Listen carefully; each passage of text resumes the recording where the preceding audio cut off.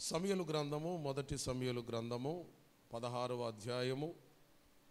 గత వారంలో నేను ఒక విషయాన్ని మీకు తెలియపరిచాను. దేవుడు కోరుకున్న మనుషుడు. దేవుడు దావీదును ఎందుకు కోరుకున్నాడో కొన్ని విషయాలు ప్రియులరా మనం నేర్చుకున్నాం. దేవుడు మనలను కూడా ఆయన కోరుకోకపోతే, ఆయన మనల్ని ఇంతగా ఏర్పరచుకోకపోతే మనం కూడా ఎక్కడుండే వాళ్ళమో మనకు కూడా తెలియదు. గనుక దేవుడు కోరుకున్న ఒక మనుషుని గురించి గత పునరుత్థానపు దినమందు మనము ధ్యానం చేసుకున్నాం. ఈరోజు మరొక వ్యక్తిని గురించి మనం చదువుకున్నాము. ఆ మాటలు 16వ అధ్యాయము 6-7 వచనాలను చదువుకుందాం. మొదటి సమూయేలు గ్రంథము 16వ అధ్యాయము 6-7 వచనాలు. వారు వచ్చినప్పుడు అతడు ఎలియాబును చూచి, నిజముగా యెహోవా అభిషేకించిన వాడు ఆయన ఎదుట నిలిచి ఉన్నాడు అని అనుకొనెను. అయితే యెహోవా సమూయేలుతో ఇలాగు సెలవిచ్చెను, అతని రూపమును అతని ఎత్తును లక్ష్య పెట్టకుము. మనుషులు లక్ష్యపెట్టు వాటిని యెహోవా లక్ష్య పెట్టడు. నేను అతనిని త్రోసివేసి ఉన్నాను. మనుషులు పైరూపమును చూచుదురు గాని యెహోవా అంతరంగములను లక్ష్య పెట్టును. ప్రభు ఈ మాటలు దీవించునుగాక. ఆమేన్. హల్లెలూయా చెప్పండి గట్టిగా అందరూ. హల్లెలూయా. ప్రియులరా, మనం చదువుకున్న వాక్య భాగములో ఇక్కడ వ్రాయబడిన వృత్తాంతమంతా సౌలు దావీదులను గూర్చిన వ్రాయబడిన మాటలు. సర్వశక్తిమంతుడైన దేవాతి దేవుడు ఇశ్రాయేలు ప్రజలు అనబడిన వారు ఐగుప్తు దేశములో బానిసలుగా బ్రతుకుతున్నప్పుడు దేవుడు వారికి విధించిన శిక్ష కాలము పూర్తి అయిపోయినప్పుడు ఆ ప్రజలు ఆ దేశంలో దేవుని సన్నిధిలో మొర్రపెట్టారట. వారు దేవుని సన్నిధిలో మొర్రపెట్టినప్పుడు దేవుడు వాళ్ళు మొర్రపెట్టక మునిపే వాళ్ళను తీసుకురావడానికి మోషే అనే ఒక వ్యక్తిని దేవుడు పుట్టించి ఆ దేశానికి పంపించి ఆ దేశంలో సకల విద్యలను నేర్పించి ఆ ప్రజలను విడిపించి రావడం కొరకు మోషేని దేవుడు ఆ దేశంలోనే ప్రియులరా సిద్ధపరచడం అనేది మనం ఎరిగినటువంటి విషయం. మనం ఏదైనా ఒక విషయాన్ని అప్పటికప్పుడు అయిపోవాలని అనుకుంటాం. అది ప్రణాళిక లేని విషయం అన్నమాట. అది ప్రణాళిక అనేది ఒక ప్లాన్ అనేది ఉన్నప్పుడు దాని వెనక ఆ ఫ్యూచర్ని దృష్టిలో పెట్టుకుని ఇప్పటి నుంచే మనం దానికి అది సక్సెస్ అవ్వడానికి మనం ప్రయత్నాలు ప్రారంభిస్తేనే తప్ప ఒక రోజుకి అది కార్యరూపం దాల్చదు. ఇప్పుడు పిల్లలు ఏదైనా ఒక మంచి ఉద్యోగం చేయాలనుకుంటే వారు చిన్నప్పటి నుంచే వాళ్ళకి ఇవ్వవలసిన తర్ఫీదునిచ్చి వారిని ఒక మార్గంలో ఒక పద్ధతిలో నడిపించగలిగినప్పుడే వారు ఆ స్థాయికి వారు చేరుకోగలుగుతారు.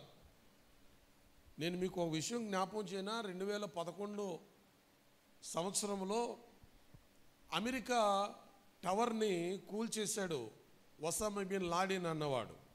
ఏం పేరు అతని పేరు? లాడెన్ అన్నవాడు. ఈ లాడెన్ అన్నవాడు ఆ అమెరికాలో ఆ టవర్ని కూల్చడానికి ఆ రాత్రి అనుకుని రేపు అక్కడ దాడి చేయలా. అక్కడ ఒక వ్యక్తిని ఏర్పాటు చేసుకుని ఆ దేశంలో చదివించి ఒక పైలట్గా అతన్ని సిద్ధపరిచి ఒక ప్రణాళికబద్ధంగా కొన్ని సంవత్సరాల తర్వాత చేయవలసిన ఒక పనిని ఈ లాడెన్ అన్నవాడు ముందే వాడికి తర్ఫీదు ఇచ్చి అక్కడ పెంచి అక్కడ చదివించి అక్కడ పైలట్గా మార్చి ఏమండి వాళ్ళ దేశము విమానాన్ని తీసుకుని ఆ దేశాన్ని టవర్ని కూల్చే ప్రణాళిక ఎంత కష్టపడి ఎంత ఖర్చు పెట్టి ఎంత పని చేస్తే అమెరికా టవర్ను కూల్చాడో తెలుసా మీకు? హల్లెలూయా చెప్పండి.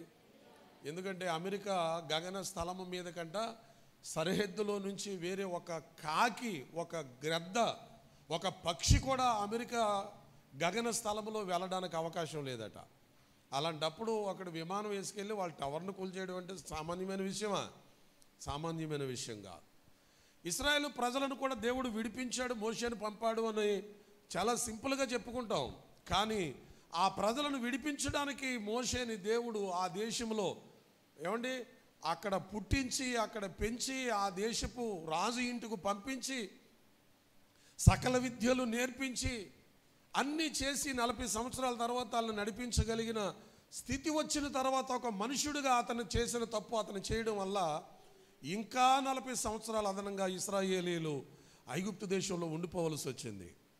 ఐగుప్తు దేశంలో ఇశ్రాయేలీలకు దేవుడు చెప్పిన కాలం ఎంత? 400 సంవత్సరాలు. అబ్రహాముకు చెప్పిన కాలం ఎంత? 400 సంవత్సరాలు. కానీ ఎంతకాలం ఉన్నారు వాళ్ళు అక్కడ? 30 సంవత్సరాలు అదనంగా ఉన్నారు. కారణం అది మోషే చేసిన తప్పు. మనం కూడా మన ఆధ్యాత్మికమైన జీవితంలో దేవునిలో ఉంటూనే తెలియకుండా తెలిసి కొన్ని తప్పులు చేస్తూ ఉంటాం. ఆ చేసిన తప్పులు మనలను మన జీవితాన్ని కొన్ని సంవత్సరాల వెనక్కి తీసుకెళ్ళిపోతాయి. రేపు ఒక కార్యం జరగడానికి మనం సమీపంగా చేరినప్పుడు ఈరోజు ఒక తప్పు చేసాం అనుకోండి, నువ్వు రేపు దినం పొందవలసిన ఆ కార్యము నీ జీవితంలో కొన్ని సంవత్సరాలు మరలా వెనక్కి వెళ్ళిపోయే పరిస్థితి నీకు ఏర్పడుతుంటుంది. అర్థమైందా మీకు? అన్ని సంవత్సరాలు దేవుడు మోషేని ముందుగానే ఆ దేశంలో సిద్ధపరిచాడు ఆ ప్రజలను విడిపించడానికి. అలాగే మనలో కూడా ప్రతి విషయంలో కూడా ఒక ప్రణాళిక అనేది దేవుడు ముందుగానే సిద్ధపరుస్తూ ఉంటాడు. దేవుడు అలాగున వారిని ఐగుప్తు దేశాన్ని విడిపించి ఆయనే వారికి రాజుగా ఉండి ప్రియులారా ఆ ఎర్ర సముద్రాన్ని దాటించి మోసే నాయకత్వములో వారిని కానానుకు నడిపించే క్రమములో జరిగినటువంటి కొన్ని విషయాలు మనకి తెలుసు. మార్గ మధ్యలో మోషే చనిపోయాడు. యెహోషువ ద్వారా ఈ ప్రజలందరూ కూడా కానాను దేశానికి నడిపించబడ్డారు. అక్కడికి వెళ్ళిన తర్వాత వీళ్ళందరూ ఏం చేశారంటే మాకు ఒక రాజు కావాలి అని కోరుకున్నప్పుడు దేవుడు చాలా బాధపడ్డాడట. ఇన్ని సంవత్సరాలు మీరు ఏ రాజుండి మీరు ఇక్కడ దాకా వచ్చారు అని దేవుడు బాధపడ్డాడు.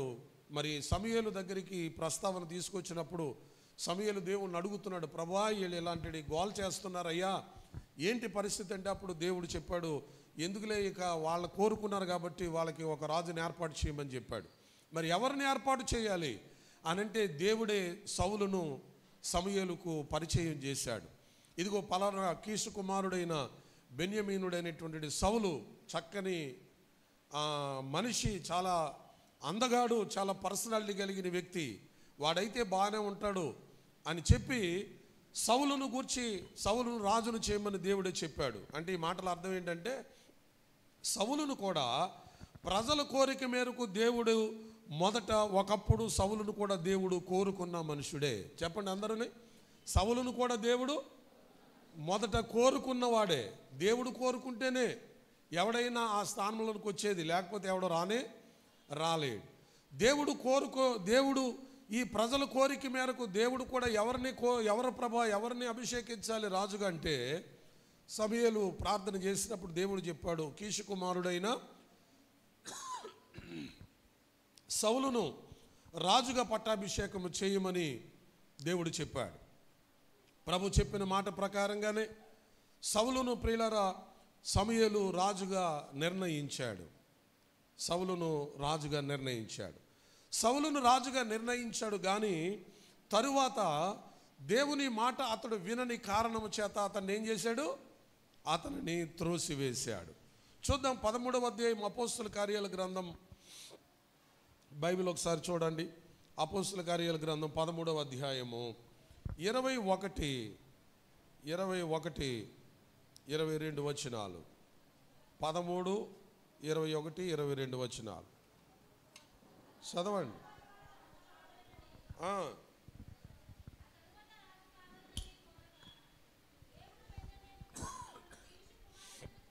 చూడండి, తరువాత రాజు కావాలనని కోరగా దేవుడు బెన్యమీనుడును కీషు కుమారుడైన సౌలును వారికి 40 ఏండ్ల వరకు దయచేసెను. ఆ తరువాత అతనిని తొలగించి చాలు చాలు చాలు. దావీదు గురించి మొన్న అయిపోయింది కదా మనకి. ఇప్పుడు సౌలు గురించి మనం విందాం. చూడండి, వాళ్ళు కోరుకోగా దేవుడు బెన్యామీ గోత్రికుడును కీషు కుమారుడైన సౌలును వారికి ఎన్ని సంవత్సరాలకు ఇచ్చాడు? 40 సంవత్సరాలు నీవు వీళ్ళని పరిపాలించమని దేవుడు వారికి రాజుగా నిర్ణయించాడట. ఎన్ని సంవత్సరాలకి? అతనికి దేవుడిచ్చిన పదవి కాలం ఎంత? 40 సంవత్సరాలు.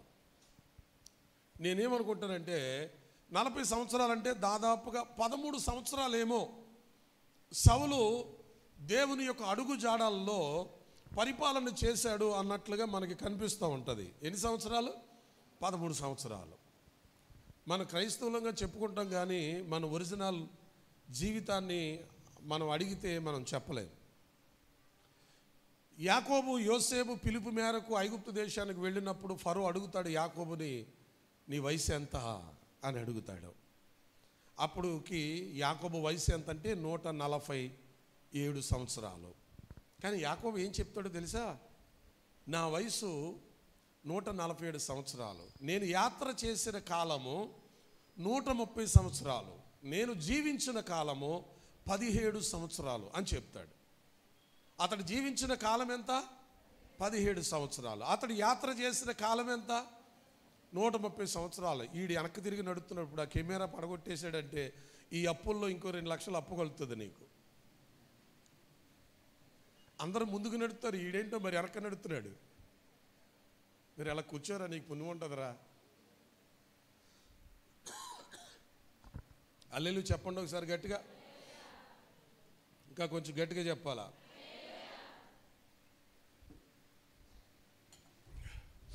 దేవుడు అతనికి ఇచ్చిన కాలము 40 సంవత్సరాలు.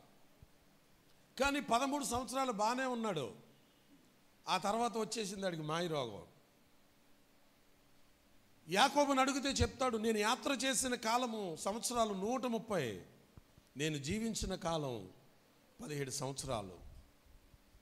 మీరు కూడా చాలాసార్లు అనుకోవచ్చు, మేము ఎప్పటి నుంచో చర్చికి వెళ్తామండి. అసలు నువ్వు ఒక విశ్వాసిగా నువ్వు జీవించిన వయసు ఎంతో ఒకసారి ఆలోచించు. ఎందుకు ఇంకా మీరు అనుకున్నది క్రీస్తులో జరగకపోవడానికి గల కారణం ఏంటంటే, మీ వయసును బట్టి అయినా మీ ఆధ్యాత్మికమైన జీవిత విలువలను సమయాన్ని లెక్కిస్తే ఎన్నో సంవత్సరాలు వయసు ఉండొచ్చు, కానీ దేవుని కోసం మీరు బ్రతికిన సంవత్సరాలు ఎన్ని? దేవుని మాట విన్న కాలం ఎంత? దేవునితో ప్రియులారా మీరు నడిచిన వారాలు ఎన్ని? ఇవన్నీ లెక్కేసుకుంటే మన వయసు ఎంత ఉంటుంది అనుకుంటున్నారు? చాలా చిన్నగా ఉంటుంది. యాకోబు లాంటి వాడు 17 సంవత్సరాలు ప్రభు కోసం బ్రతికాడటండి. 130 సంవత్సరాల కాలం అంతా వృధాగా గడిచిపోయింది.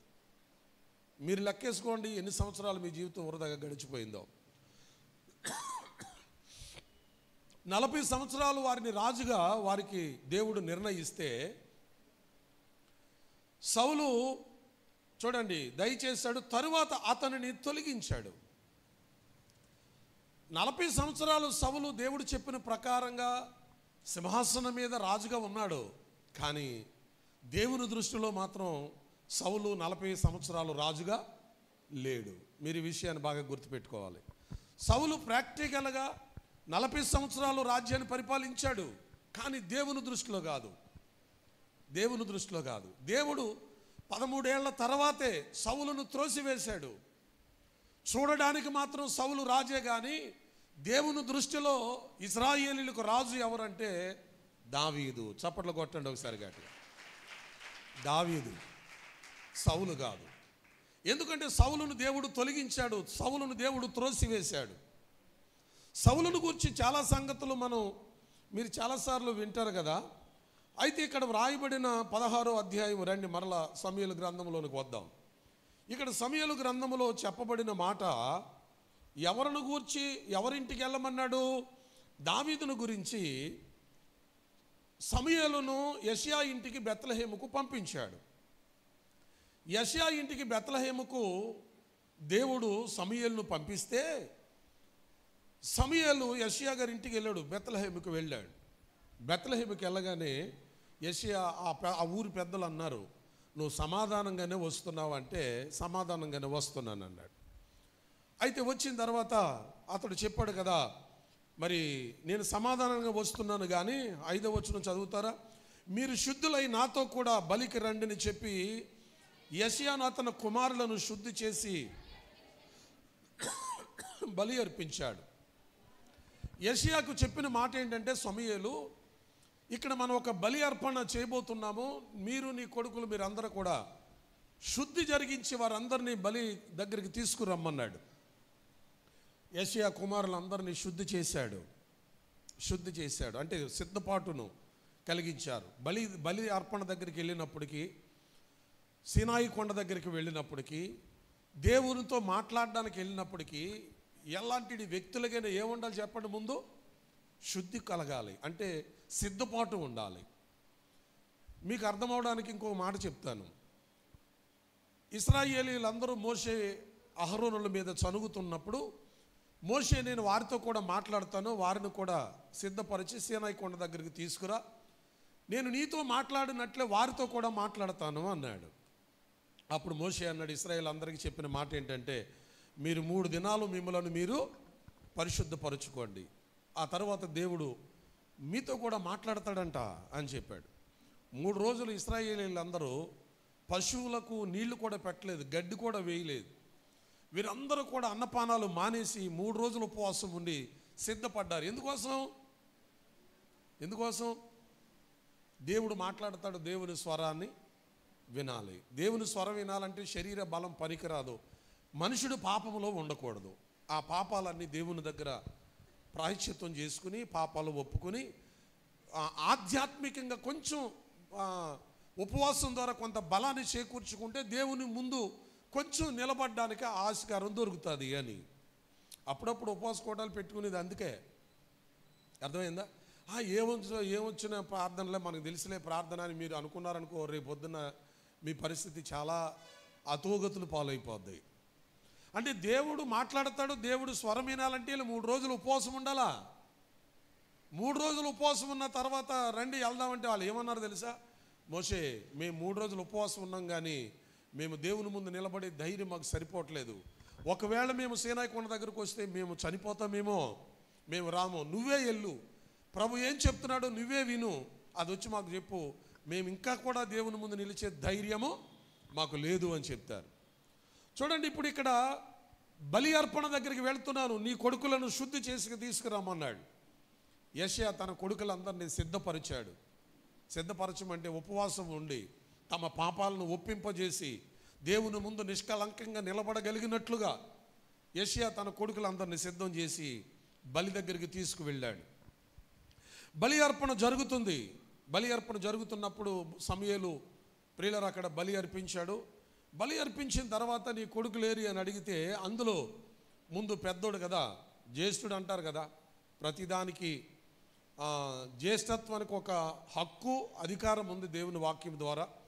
అప్పుడు యెషయా ఏం చేశాడంటే తన పెద్ద కుమారుడైన ఎలీయాబును ముందు సమూయేలు ముందుకు పంపించాడు.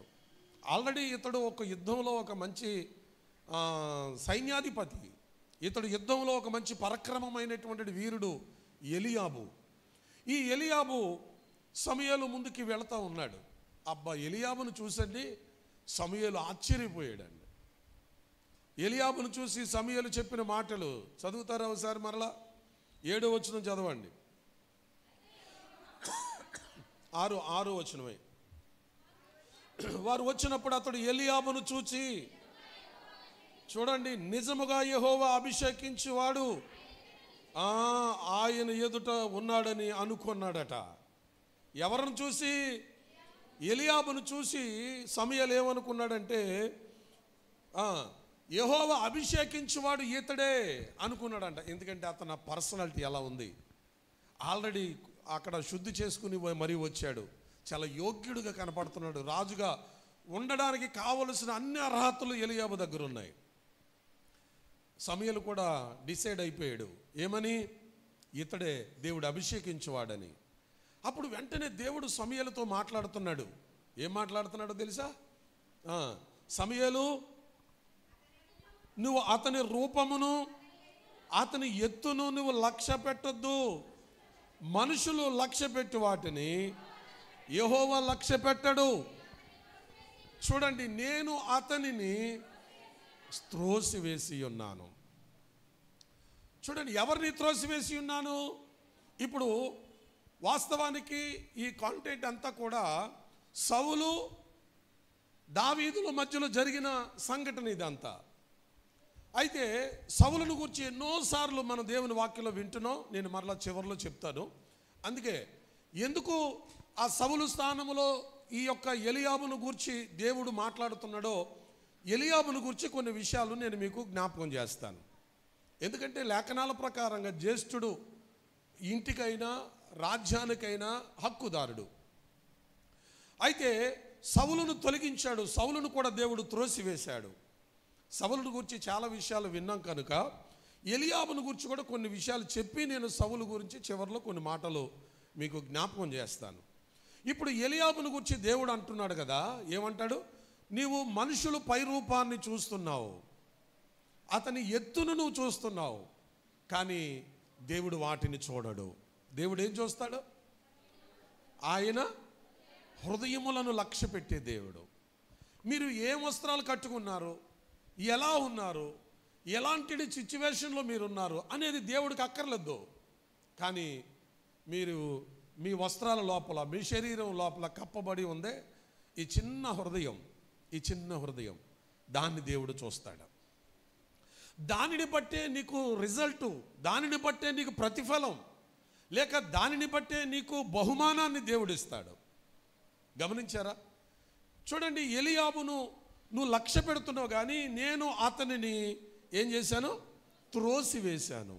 నేను అతన్ని త్రోసివేశాను. ఏమంటే అతనుకున్న హక్కులేంటి? దేవుడు అతన్ని త్రోసివేయడం ఏంటి?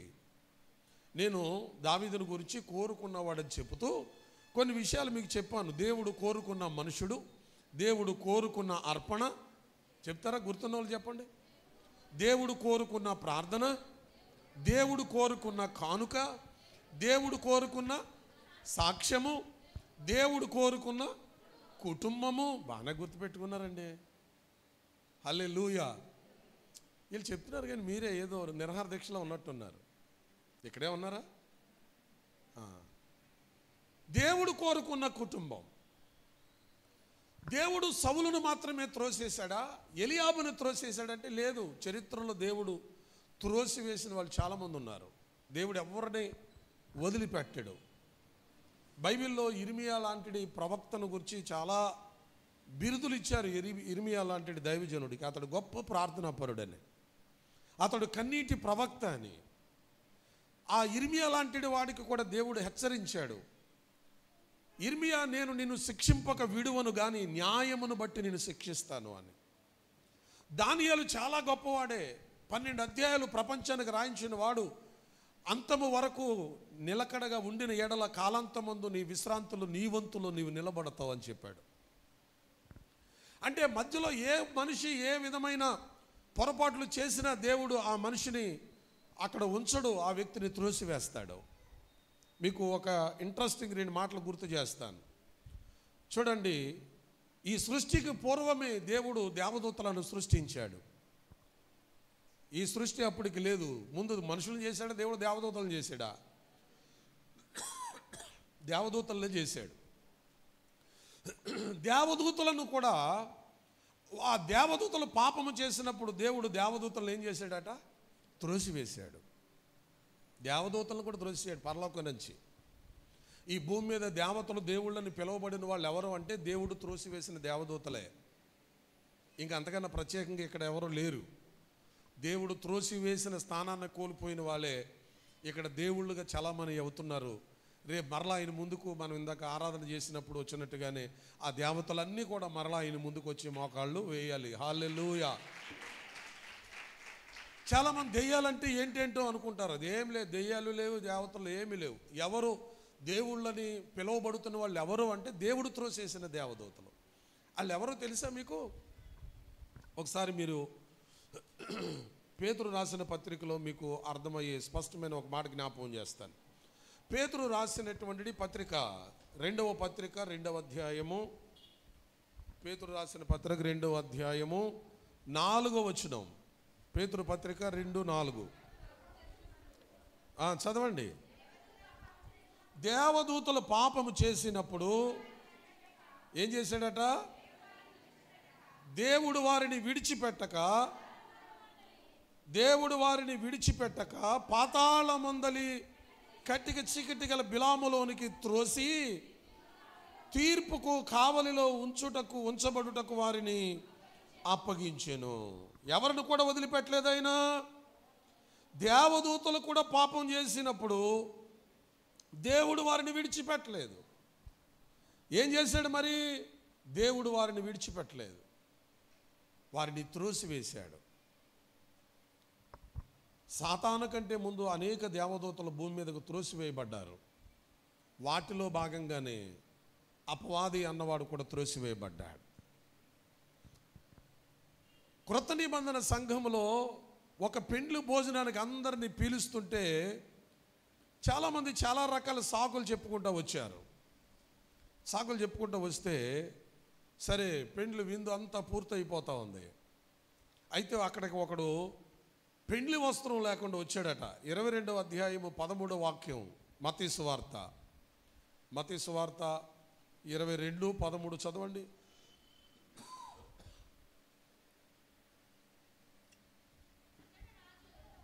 అంతట రాజు వీడి కాళ్ళు చేతులు కట్టి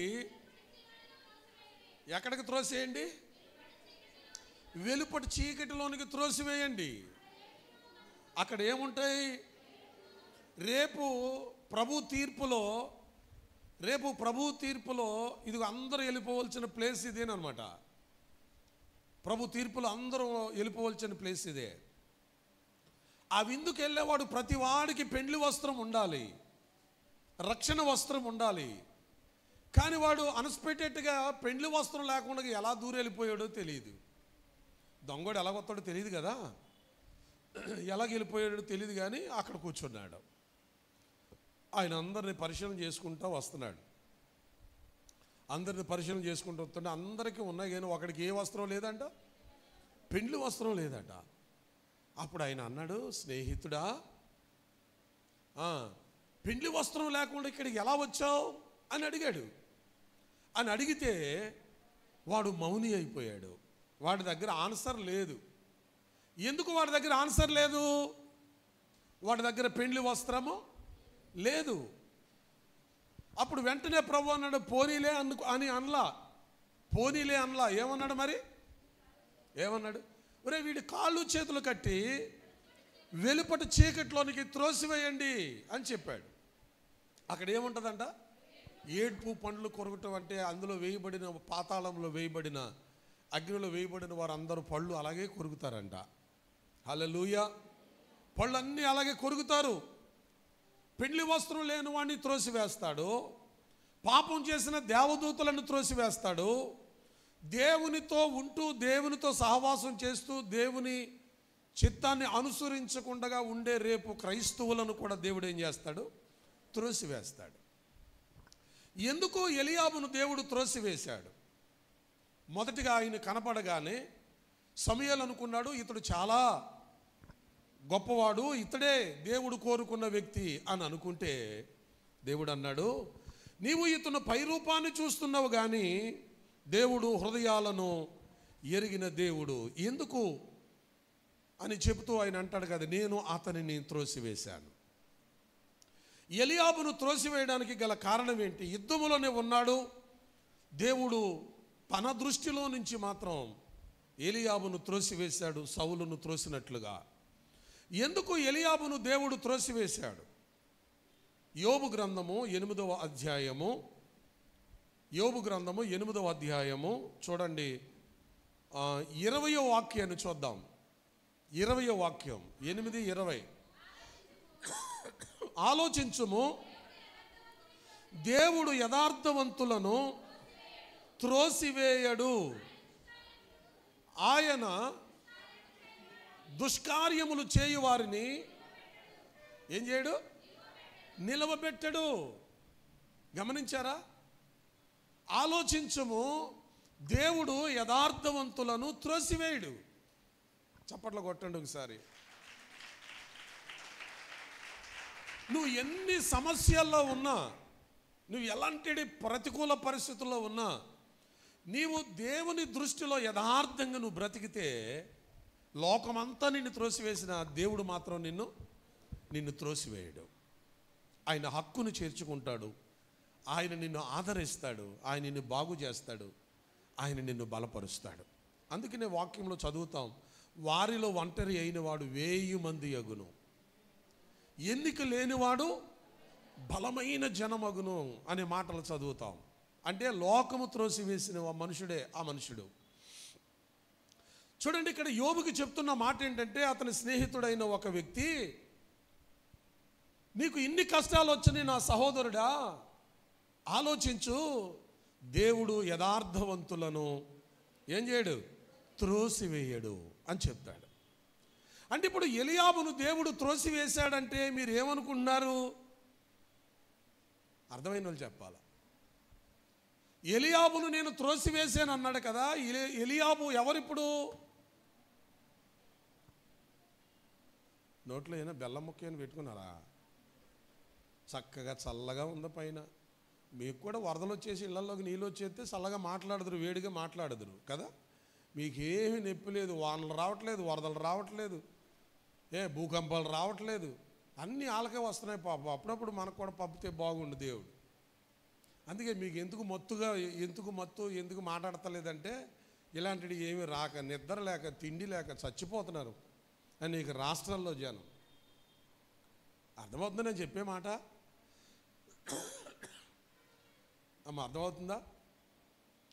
చెప్పండి. ఆలోచించుము, దేవుడు యథార్థవంతులను త్రోసివేయడు, దుష్కార్యములు చేయు వారిని ఆయన నిలబెట్టడు. ఆలోచిస్తేనే విషయాలు తేటగా అర్థమవుతాయట. ఈ సృష్టిని కలగజేసిన ఈ సృష్టిని చూస్తే అబ్బా ఎంత బాగున్నది ఇది ప్రదేశం, ఇంత అందమైన ప్రదేశం, ఇక్కడ కూర్చుంటే అబ్బా తిండి లేకపోయినా పర్లేదు అనిపిస్తూ ఉంటుంది. కానీ ఆ సృష్టిని కలగజేసిన దేవుని గురించి ఆలోచిస్తేనట దేవుడెవరో అర్థమవుతుందట. వాక్యంలో చెప్పిన మాటే రోమపత్రికలో, అర్థమైందా? రోమపత్రికలో చెప్తాడు, ఆలోచించుట వలన రహస్యములు తేటగా బయలుపరచబడతాయి.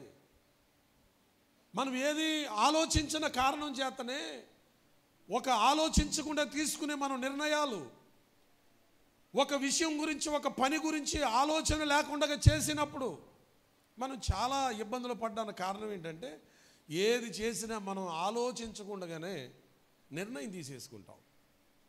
మనం ఏ పని చేయాలన్నా, ఏ వ్యాపారం చేయాలన్నా, ఒకవేళ ఎక్కడికైనా వెళ్ళాలన్నా, ఏం చేయాలన్నా ముందు మనం ఏం చేయాలా? ఆలోచించాలి, దేవుని సన్నిధిలో ప్రార్థన చేయాలి, దాని వెనక దాని విషయంలో దేవుని నడిపింపు ఏమై ఉందో మనం తెలుసుకోవాలి. అంత చేస్తేనే కానీ ఒక విషయంలో మనం ముందుకు వెళ్ళకూడదు. నీకు అప్పుడే ఒకటి అనిపిస్తుంది, అప్పుడే ఒక నిర్ణయం తీసేసుకోవాలి, అప్పుడే ఆ పని చేసేయాలి. ఇలాంటి వాళ్ళు ఎవరు చరిత్రలో సక్సెస్ అవ్వాలా? అందుకే చెప్పాను, ఇశ్రాయేలు విడిపించడానికి దేవుడు 40 సంవత్సరాలకు ముందే ఒక పిల్లోని పుట్టించి అక్కడ చదివించి సిద్ధం చేశాడు. నువ్వు ఒక పనిని చేయాలంటే దైవ సంకల్పములో నీకు ఏదో అనిపించిందని అమల్లోనికి వెళ్ళకూడదు. బైబిల్ అంటది, ఆలోచించుము, దేవుడు యథార్థవంతులను ఏం చేయడు? త్రోసివేయడు. అంటే ఇప్పుడు ఈ వాక్యాన్ని బట్టి మనం అర్థం చేసుకుంటే దేవుడు ఎలియాబును ఎందుకు త్రోసివేశాడు? ఎలియాబును త్రోసివేసినట్టుగా సౌలును కోరుకున్న దేవుడే ఎందుకు మరలి ఎందుకు దేవుడు సౌలును త్రోసివేశాడు అంటే, వారిలో యథార్థతను కోల్పోయారు. ఏం కోల్పోయారు? యథార్థతను కోల్పోయారు. యోబును గూర్చి దేవుడు అంటాడు, అపవాదితో చెప్తాడు. ఏమండి, యోబు గ్రంథం ప్రారంభాధ్యాయంలోనే చెప్తాడు, ఊజు దేశములో ఒక మనుషుడుండెను, అతడు ఎవరు చెప్పండి? అతడు యథార్థవంతుడు. అబ్బా, అతడు ఎవరండి? యథార్థవంతుడు, న్యాయవర్తనుడు, దేవుని యందు భయభక్తులు కలిగి చెడుతనమును విసర్జించిన వాడు. అతని వంటి మనుషుడు మరొకడు ఎవడో కనపడలేదు నాకంట. ఈ మాట చెప్పేది ఎవరండి? దేవుడు అంటాడు, ఆ దేశంలో ఒక మనుషుడు ఉన్నాడు, అతడు యథార్థవంతుడు. నీ ఇంట్లో అందరూ మార్పు చెందకపోయినా నువ్వు ఒక్కడవే మారిన దేవుడు నేనేమన్నా తెలుసా? నీ ఇల్లు గురించి మాట్లాడితే ఆ ఇంట్లో పలానా వ్యక్తి యథార్థవంతుడు, యథార్థవంతురాలు అని చెప్పాలా?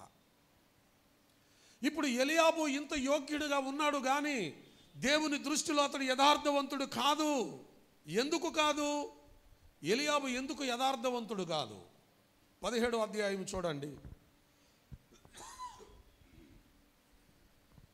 1 సమూయేలు గ్రంథం 17వ అధ్యాయంలో, సరే ఇప్పుడు గొర్రెలను కాస్తున్నాడు దావీదు. ఫిలిస్తీన్లతో ఇశ్రాయేలులకు యుద్ధం సిద్ధం చేయబడింది. అయితే యుద్ధం అనేది చాలాసార్లు చాలా రకాలుగా జరుగుతుంటుంది.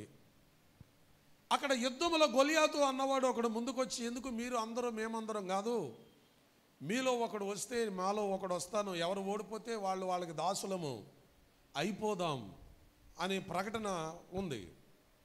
మోకుమ్ముడిగా యుద్ధం చేయడం అంటే అందరికీ అవుతుంది కానీ పర్సనల్గా మనిషికి కలబడ్డం అంటే చాలా కష్టం, చాలా కష్టం. చూడండి, బైబిల్ చెప్తున్న మాట ఏంటంటే, చాలా రోజులు అయిపోతుంది, 40 రోజులు అయిపోతుంది, అన్నలు యుద్ధంలో ఉన్నారా, నువ్వు వెళ్ళి ఈ తిని బండారాలు తీసుకుని వెళ్ళి నీ అన్నలను కలుసుకుని వారి యోగక్షేమాలు తెలుసుకురమ్మని ప్రియులరా మరి తండ్రి దావీదును యుద్ధం దగ్గరికి పంపుతాడు. యుద్ధం దగ్గరికి పంపితే దావీదు తండ్రి ఇచ్చిన ఆ పదార్థాలు ఇంటికాడ నుంచి తీసుకుని వెళ్ళి తన ఆ యుద్ధంలోకి వెళ్ళేసరికి అక్కడ గొలియాతు మాటలు దావీదునకు వినపడుతున్నాయి. వీళ్ళు 1 రోజు 2 రోజులు 3 10 20 40 రోజులు యుద్ధానికి సిద్ధపడుతున్నారు కానీ ఏ ఒక్కడు ధైర్యం చేసి గొలియాతు మీదకి వెళ్ళడం లేదు. అయితే గొలియాతు మాటలు వాళ్ళకి బాధ కలిగించినాయి, భయం కలిగించినాయి. కానీ గొలియాతు మాటలు దావీదుకు భయం కలిగించలా, దావీదుకి మంట కలిగించాయి. హల్లెలూయా చెప్పండి గట్టిగా. వారికేమో భయం కలిగించాయి గొలియాతు మాటలు, దావీదుకేమో మంట లేక భారాన్ని కలిగించాయి. అరే, ఒక పనికి మాలినోడు, ఒక సున్నతి లేనివాడు దేవుడు ఏర్పాటు చేసుకున్న ప్రజలను వాడు దూషించడమా? ఎంత దుస్సాహసం చేస్తున్నావురా నువ్వు? అంటే దేవుని ప్రజలంటే ఏమనుకుంటున్నావు నీవు అని దావీదుకు కోపం వచ్చింది. కోపం వస్తే అసలు ఏం జరుగుతుంది ఎక్కడని అక్కడ ఉన్న వాళ్ళని ఒక్కొక్కరిని తెలుసుకుంటుంటే ఒకడైతే చెప్పాడు దావీదుకి, ఇది ఇలా జరుగుతుంది, అందుకే మాకు భయం వేసి మేము వెళ్ళట్లేదు అన్నాడు. వెళ్ళట్లేదంటే దావీదు ఈ విషయాలు జరుగుతున్న యుద్ధాన్ని గురించి ఒక సైనికుడిని అడిగి తెలుసుకుంటున్నప్పుడు అతని అన్న అయిన ఎలియాబు విన్నాడు. ఎవరు విన్నారు? ఎక్కడైనా గొడవ జరుగుతుందనుకో, మనకి ఎందుకులే అనుకుంటారా మీరు? ఏం చేస్తారు మరి? మీ ప్రాక్టికల్ జీవితాన్ని అడుగుతున్నాను. ఏం చేస్తారు మీరు? ఆ పక్కకి చేరి ఏమైంది, అసలు ఎందుకు కొట్టుకుంటున్నారు, బాగానే ఉన్నారుగా నిన్నటిదాకా, అక్కడి నుంచి ఒక ఇన్ఫర్మేషన్ అనేది నీ మనసులోకి చేరే వరకు నీకు మనశ్శాంతి ఉండదు. ఇంతకీ భోజనం టైం అయితే భోజనం చేయు, నిద్ర టైం అయినా నిద్రపోవు. నీకు కావాల్సింది ఏంటి ఇప్పుడు? అసలు ఆ గొడవకి సంబంధించిన విషయాలు ఏంటో నీకు అర్థం అవ్వాలి. అది క్లారిటీ వచ్చిన తర్వాత అమ్మయ్య మరి ఏం చేస్తారు కొట్టుకోకపోతే అన్నప్పుడు ఇక్కడ ఆల్రెడీ నీ జడ్జిమెంట్ నువ్వు ఇచ్చేస్తావు. ఇప్పుడు దావీదు ఒక సైనికుడిని అడిగి ఏం జరుగుతుంది అసలు ఇక్కడ, వాడు అలాగే ఎందుకు మాట్లాడుతున్నాడు అని అడిగినప్పుడు ఒక సైనికుడు దావీదుకు చెప్తున్న మాటలు ఎవరు విన్నారట? ఏలియాబు విన్నాడు. ఏలియాబు విని మెల్లగా దావీదు దగ్గరికి వెళ్ళి అన్ని కాలర పట్టుకుని పక్కకు లాక్కొచ్చి, అందరి మధ్యలో కాదు, కాలర పట్టుకుని పక్కకు లాక్కొచ్చి ఏమన్నాడో ఒకసారి చదవండి. 17వ అధ్యాయం 28వ వాక్యం చదవండి. అతడు వారితో మాట్లాడినది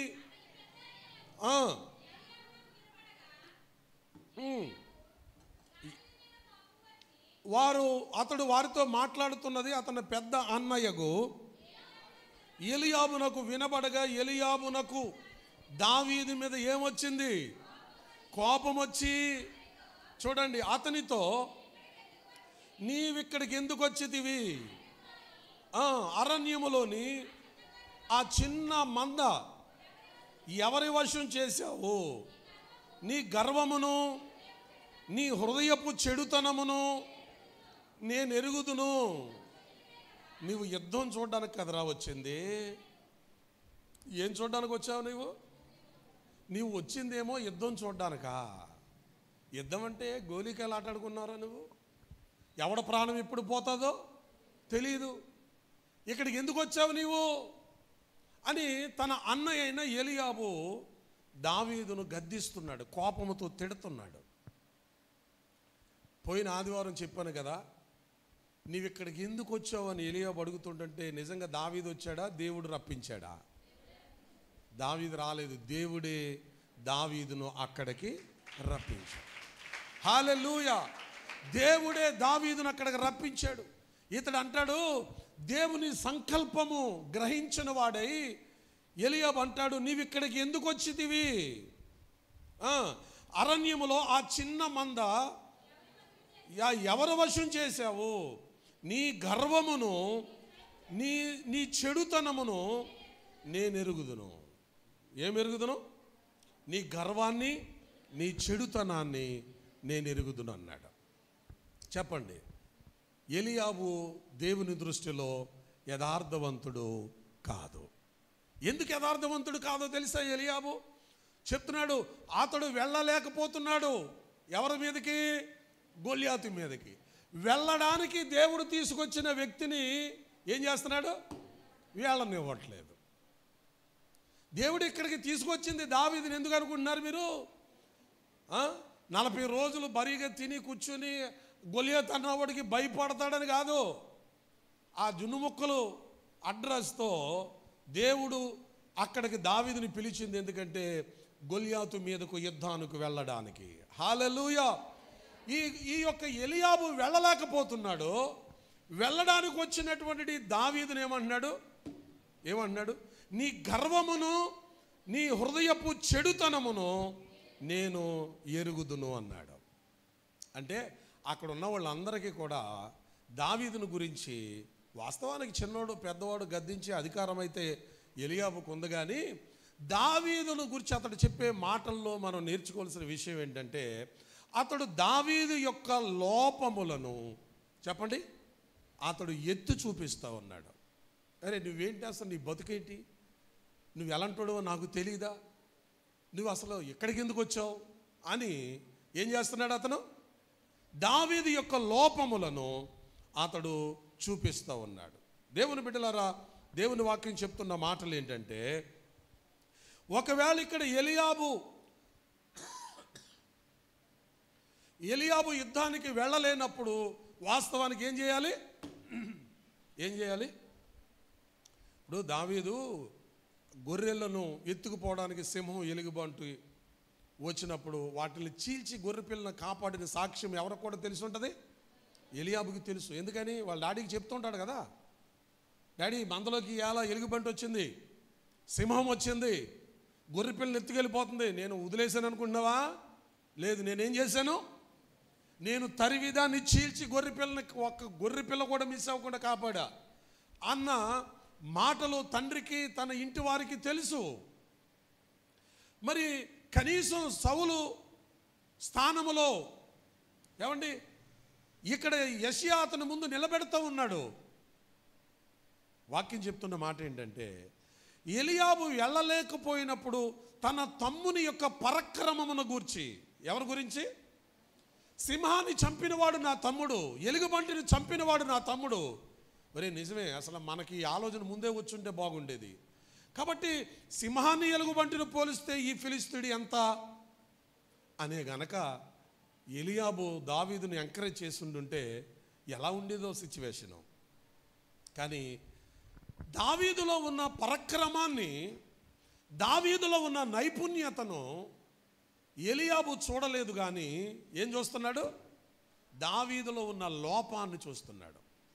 దావీదులో ఉన్న లోపాలను అతడు కనుగొని అతని గర్వాన్ని హెచ్చరిస్తున్నాడు, అతడు చెడుతనాన్ని హెచ్చరిస్తున్నాడు. మీరు ఒక చరిత్ర గమనించారా? మీరు బైబిల్ కొంచెం బాగా చదివితే అర్థమవుతుంది. దేవుని సేవలో ఉన్న వారందరూ ఆది నుండి అంతము వరకు దేవుని సేవలో బహుబలమైన సేవ చేసేవాళ్ళు కానీ, దేవుని సేవలో కొనసాగేవాళ్ళు కానీ అందరూ చెడ్డోళ్ళే. హల్లెలూయా చెప్పండి ఒకసారి గట్టిగా. మంచోడు ఎవడో లేడు, మంచోడు ఎవడో లేడు. నువ్వు ఒకవేళ మంచిదానిగా మంచివాడుగా ఉన్నవాళ్ళు ఎవరైనా పాస్టర్లు అవుతారు అనుకుంటావు, ఎవడో పాస్టర్ అవడాలంటాడు. ప్రపంచంలో బాగా ఎదవల్ల ఎవడరా అనుకుంటే వాడే పాస్టర్ అవుతాడు. ఎంత ఏదో పరమానంద శిష్యుల్లో పాట పాడతారు కదా, సవటాయన్ను నేను ఒట్టి వచ్చా మీకు? సవటాయను నేను పాటాడితే ఇంకొకటి అంటాడు, ఏ నువ్వు కాదు నీకంటే పెద్ద సవటనరా నేను అన్నట్టు. ఎవడు బాగా పెద్ద పాస్టర్ అయ్యాడరా ప్రపంచంలో అంటే ఎంత బాగా సవటలాగా లోకంలో తిరిగాడో అర్థమవుతుందా మీకు? ఎంత చెడుతనం విస్తారంగా చేశారో, దుర్మార్గంగా బ్రతుకారో వాళ్ళే దేవుని కొరకు నడుం కట్టి సేవ చేసేవాళ్ళు. చప్పట్లు కొట్టండి ఒకసారి గట్టి. మరి అలాంటప్పుడు ఎక్కడో తన గర్వాన్నో తన లోపాన్నో చూస్తాడేటి? గర్వం ఉన్నవాడైనా లోపం ఉన్నవాడైనా తండ్రి అప్పగించిన గొర్రె పిల్లను కాపాడడానికి ప్రాణాలను లెక్క చేయకుండా సింహము మీద కలబడిన వాడు దావీదు. మరి ఈయన ఇంత మంచోడు కదా, ఎవరో ఎలియాబు ఇంత మంచోడు కదా. ఇంత మంచోడైన ఎలియాబు, శుద్ధుడైన ఎలియాబు అతను ముందుకు వచ్చినప్పుడు దేవుడు చెప్పాలి కదా, ఏమని? ఇతడే నేను కోరుకున్న మనుషుడు అని చెప్పాడా? నేను అతనిని త్రోసివేశాను, నేను అతన్ని త్రోసివేశాను. దాని అర్థం ఏంటంటే ఎలియాబు అతని తమ్మునిలో ఉన్న పరాక్రమాన్ని ప్రక్కన పెట్టి అతనిలో ఉన్న లోపాలను చూపిస్తూ ఉన్నాడు. హల్లెలూయా చెప్పండి, చెప్పాలి గట్టిగా, హల్లెలూయా. కాబట్టి ప్రియమైన దేవుని బిడ్డలారా, దేవుని వాక్యములో మనం బాగా అర్థం చేసుకోవాల్సిన విషయం ఏంటంటే చాలా చాలా మంది క్రైస్తవులు, చాలామంది సేవకులు అనబడిన వారు ఈనాడు ఇలాగే ఉన్నారు.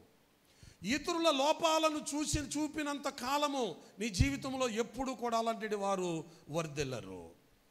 ఇతరుల పాపాలను పసిగట్టే వాళ్ళు ఎప్పటికీ కూడా ఆధ్యాత్మికమైన జీవితంలో ఆత్మీయులుగా ఎదగలేదు. ఇతరుల తప్పులను పట్టుకోవాలనుకునేవారు, ఇతరుల లోపాలను చూసేవారు, ఇతరులను గూర్చి చెడుగా మాట్లాడేవారు క్రైస్తవ సంఘాలలో దేవుని యొక్క రాజ్యములో ఎన్నటికీ కూడా వారు వారసులు కారు. హల్లెలూయా చెప్పండి. దుర్జనులను చూసి నువ్వు మత్సర పడవద్దు అని దేవుడు చెప్తాడు. నీ కళ్ళ ముందు ఎంతోమంది కనపడతారు, చేతనైతే ప్రార్థన చేయాలి, లేదనుకుంటే మూసుకుని నీ పని నువ్వు చేసుకోవాలి. నువ్వు ఫీల్ అవ్వడం కూడా నీకు అధికారం లేదంటాడు బైబిల్ చెప్పబడిన వాక్యం ఏంటంటే చెడ్డవారిని చూసి నువ్వు వ్యసన పడద్దు. ఎందుకో తెలుసా? వాడు చెడ్డవారని నువ్వు వ్యసన పడితే, వారిలో లోపాలు ఉన్నాయని నువ్వు ఎత్తు చూపితే, వారి లోపాలు వారి తప్పులనే కనుక నువ్వు మాట్లాడితే, ఒకరోజు దేవుడు వాళ్ళని దర్శించాడు అనుకోండి, వాళ్ళు హీరోలు అయిపోతారు, నువ్వు విలనం అయిపోతావు. తెలుసా మీకు ఆ సంగతి? వాళ్ళు ప్రార్థనా పరులు అయిపోతారు, నువ్వు భక్తిహీనుడిగా మారిపోతావు. ఎందుకంటే దేవుడు ఆరోగ్యవంతులకు వైద్యుడు అక్కరలేదు. ఎవరికి వైద్యుడు? అన్నీ బాగున్నవాడు ఎవడైనా హాస్పిటల్కి వెళ్ళాడా? ఇప్పుడన్నా మీరు వెళ్ళండి, ఒకసారి వెళ్ళండి, వెళ్ళి టెస్టులన్నీ చేయించుకోండి. అసలు చేయించుకో, హల్లెలూయా చెప్పండి. కానీ హాస్పిటల్కి ఎప్పుడు వెళ్తావు? రోగం వచ్చాకే. హాస్పిటల్కి ఎప్పుడు వెళ్తావు అంటే రోగం వచ్చాకే. రోగం రాకుండా అసలు మనం ఎలా ఉన్నామో చూపించుకోవడం మనకు అలవాట్లేదు. అసలు ఒరిజినల్గా సైంటిఫిక్గా అంత నాలెడ్జ్ లేదు, అంత తెలివి లేదు, అంత డబ్బు లేదు, అది వేరే సంగతి. వాస్తవానికి ఒక వయసు వరకు పర్వాలేదు, కానీ ఒక వయసు వచ్చిన తర్వాత చేయవలసిన పని ఏంటో తెలుసా? నీకు రోగమో జబ్బో ఏదో వచ్చాక కాదు హాస్పిటల్కి వెళ్ళడం, వెళ్ళి జనరల్ చెకప్ చేయించుకోవాలి. హాస్పిటల్కి వెళ్ళి ఆ జనరల్ చెకప్ చేయించుకున్నప్పుడు నీ బాడీలో ఏదైనా లోపం ఉంటే దానికి అప్పుడే మెడిసిన్ వాడాలి. ఇది ఒరిజినల్గా ట్రీట్మెంట్ చేయించుకోవాల్సిన విధానం. మనకు బాగుంటే ఎవరి మాట వినం, బాగుంటే హాస్పిటల్కి వెళ్ళాం. మనం ఎప్పుడు వెళ్తాం? ఇంక అయిపోయింది నీ స్టోరీ, ఇక నీకు మందులు లేవు అని డాక్టర్ చెప్పేదాకా. అర్థమవుతుందా? అలాగే మూలుగుతావు, అలాగే ఉంటావు, అలాగే చెప్తావు. మరి ఏం సంపాదిద్దామనో ఏం సాధిద్దామనో అప్పుడు దాకా దాని జోలికి వెళ్ళాం. హల్లెలూయా చెప్పండి. ఇప్పుడు వైద్యుడు ఎవరికి? రోగులుగా, ఆరోగ్యవంతులుగా. యేసుప్రభు ఈ లోకానికి ఎందుకు వచ్చాడు? పాపుల కోసం వచ్చాడా, నీతిమంతుల కోసం వచ్చాడా? పాపులను రక్షించుట కొరకు క్రీస్తు యేసు ఈ లోకమునకు వచ్చాను. మరి పాపుల కొరకే యేసుప్రభు వచ్చాడు, రోగుల కొరకే యేసుప్రభు వచ్చాడు. మళ్ళంటప్పుడు మంచోడు ఎక్కడ కనపడతాడు? మంచోడు ఎక్కడైనా కనపడతాడా? ఎక్కడ కనపడ్డు. మంచివాళ్ళు అని అనబడిన వాళ్ళు ఎలియాబులాగా ఇలాగే త్రోసివేయబడతారు. హల్లెలూయా చెప్పండి గట్టిగా. చాలామంది క్రైస్తవ జీవితంలో ఇలాగే ఉన్నారు ప్రియులారా. ఎలియాబు వెళ్ళలేడు, వెళ్ళే అతని సహోదరుడను వెళ్ళనివ్వట్లేదు. మరి ఆడు వెళ్ళినప్పుడు పెద్దోడు వీడికి అవమానం అనుకున్నప్పుడు ఏం చేసి ఉండాలి? ఎలియాబు ఏం చేసి ఉండాలి? ఆ అవకాశము, ఆ క్రెడిట్ అనేది ఆడికి వెళ్ళకుండా నువ్వు సంపాదించుకోవాలి. నువ్వు చేయలేని పని ఇతరులు చేసినప్పుడు వారిని అభినందించాలి. నువ్వు చేయలేనిది ఇతరులు చేసినప్పుడు వారిని ప్రోత్సహించాలి. నువ్వు వెళ్ళలేని కాడికి ఎవరైనా వెళ్ళినప్పుడు వారిని ప్రశంసించాలి. కానీ నువ్వు వెళ్ళవు, వెళ్ళేవాడిని వెళ్ళలేవు. నువ్వు చెయ్యవు, చేసేవాళ్ళని చేయలేవు. నువ్వు ఇవ్వవు, ఇచ్చేవాళ్ళని ఇవ్వలేవు. హల్లెలూయా చెప్పండి. నువ్వు ఉపవాసం ఉండవు, ఉండేవాళ్ళని ఉపవాసం అంటే అలాగే ఉండక్కర్లేదు, ఉండేవాళ్ళు కూడా చెడగొట్టేస్తావు.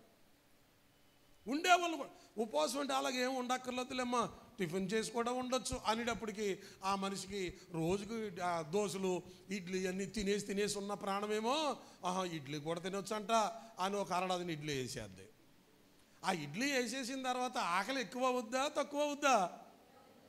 ఆ ఇడ్లీ వేసి ఉపవాస ప్రార్థనకు వస్తుంది, అసలు కంటే ఎక్కువ ఆకలి వేసేది. ఇంకేం ప్రార్థన చేస్తావు? కాబట్టి ఉపవాసం ఉండేవాళ్ళని, ఉండలేని వాళ్ళు చెడగొట్టపోకండి ఎప్పుడోని. హల్లెలూయా చెప్పండి. ఏం చేయాలా? ఇలా కూడా ఉండొచ్చమ్మా, అలా కూడా ఉండొచ్చమ్మా, నీ ముఖాన కూడా దిక్కులేదు, ఉండేవాళ్ళు కూడా ఏం చేస్తావు? చెప్పాలి మీరు గట్టిగా, ఇంకా కొంచెం గట్టిగా చెప్పండి. హల్లెలూయా. ఆ ప్రారంభ రోజుల్లో పరిశుద్ధరత్న గారిని నించోబెడితే బాగోదేమో, ఆవిడ చూడటం ఎంత సన్నగా అయిపోయిందో. ఎందుకు అయిపోయింది అనుకుంటున్నారు? ఆవిడ ఉపవాసం ఉంటే మంచినీళ్ళు కూడా తాగలేదండి 3 రోజులు. ఎక్కడ చచ్చిపోద్దామని భయపడ్డాను నేను. తెలుసా మీకు ఆ సంగతి? మంచినీళ్ళు కూడా తాగలా. ఒకవేళ అలాగన్నాను, ఏమ్మా మంచినీళ్ళు కూడా తాగకూడదా? అబ్బే పాలు కూడా తాగొచ్చు, మజా కూడా తాగొచ్చు. ఇంకొకళ్ళు అడిగేవారు, మజా తాగొచ్చండి? తాగు, మజా ఏంటి, ఇంకా కూడా తాగొచ్చు. ఇలాంటి వాళ్ళు జతట్టారు అనుకోండి, ఆ ఉన్న రవ్వంత ఉపవాసం కూడా ఊడిపోద్ది. ఇలాంటి భక్తిపరమైన విషయాల్లో చాలా స్ట్రిక్ట్గా ఉండాలి. అక్కే కదా, చెల్లే కదా, మరదలే కదా, తోడుకోళ్ళు కదా, అర్థమవుతుందా? ఇలాంటి తోటకూరే కదా అనుకుని అలాంటి వాళ్ళు జతలు అట్టకూడదు. ఎందుకంటే బైబిల్ చెప్తున్న మాటలు అయ్యి. వీడు వెళ్ళడు, వెళ్ళేవాడిని వెళ్ళనేవాడు. హల్లెలూయా చెప్పండి గట్టిగా. వెళ్ళేవారిని వెళ్ళనేవాడు. ఎందుకు దేవుడు ఎలియాబును త్రోసివేశాడంటే, ఎందుకు తోసాడు? తన తమ్మునిలో ఉన్న పరాక్రమాన్ని అతడు చూడలేదు, కానీ అతనిలో ఉన్న లోపాలను చూస్తున్నాడు. మీరు దావీదంటే మీరు ఏదో సామాన్యుడు అనుకుంటారు, కానీ ఒక విషయాన్ని మీకు చూపిస్తాను చూడండి. అదే 17వ అధ్యాయంలో 50వ వచనం చదువుతారు ఒకసారి. 17వ అధ్యాయం 50వ వచనం. ఏంటి పోటీ చేసుకున్నారా? దావీదు ఫిలిస్తీను కంటే బలాఢ్యుడై ఖడ్గము లేకయే ఒడిసెలతో రాతితోను ఆ ఫిలిస్తీయుని కొట్టి చంపాను. వాడు బోర్ల పడగా దావీదు పరిగెత్తుకుని పోయి ఆ ఫిలిస్తీయుని మీద వాని దగ్గర ఖడ్గమును చూసి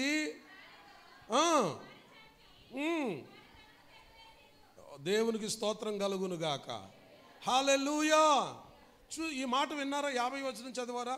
దావీదు ఫిలిస్తీను కంటే బలాఢ్యుడై ఖడ్గము లేకయే. గట్టిగా చప్పట్లు కొట్టాలా?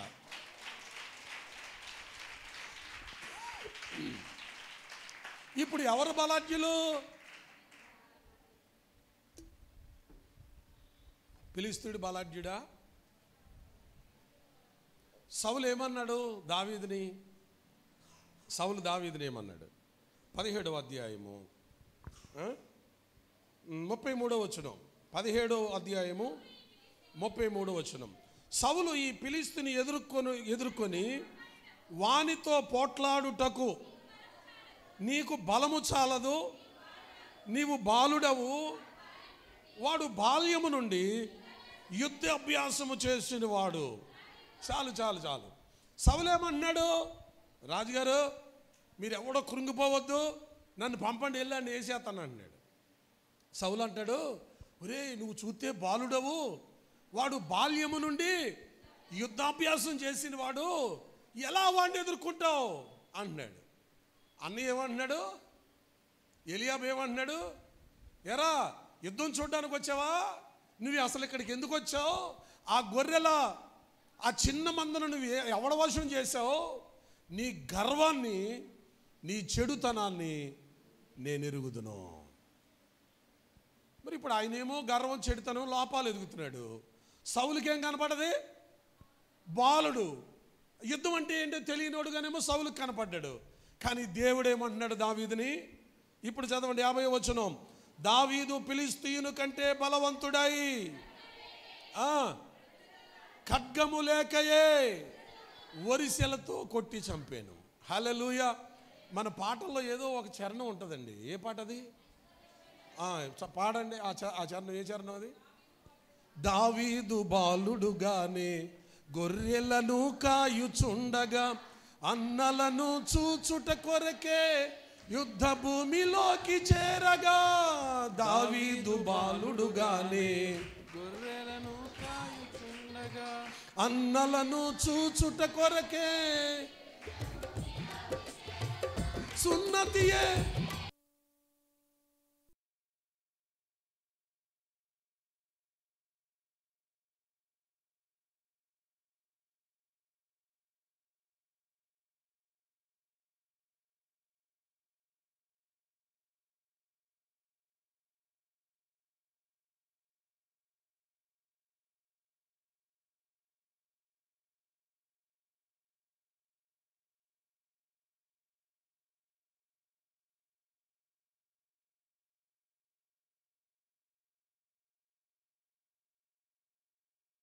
దయా కిరీటము ధరింపచేసిన ప్రేమ పూర్ణుడవు, మాకు దయా కిరీటము ధరింపచేసిన ప్రేమ పూర్ణుడవు.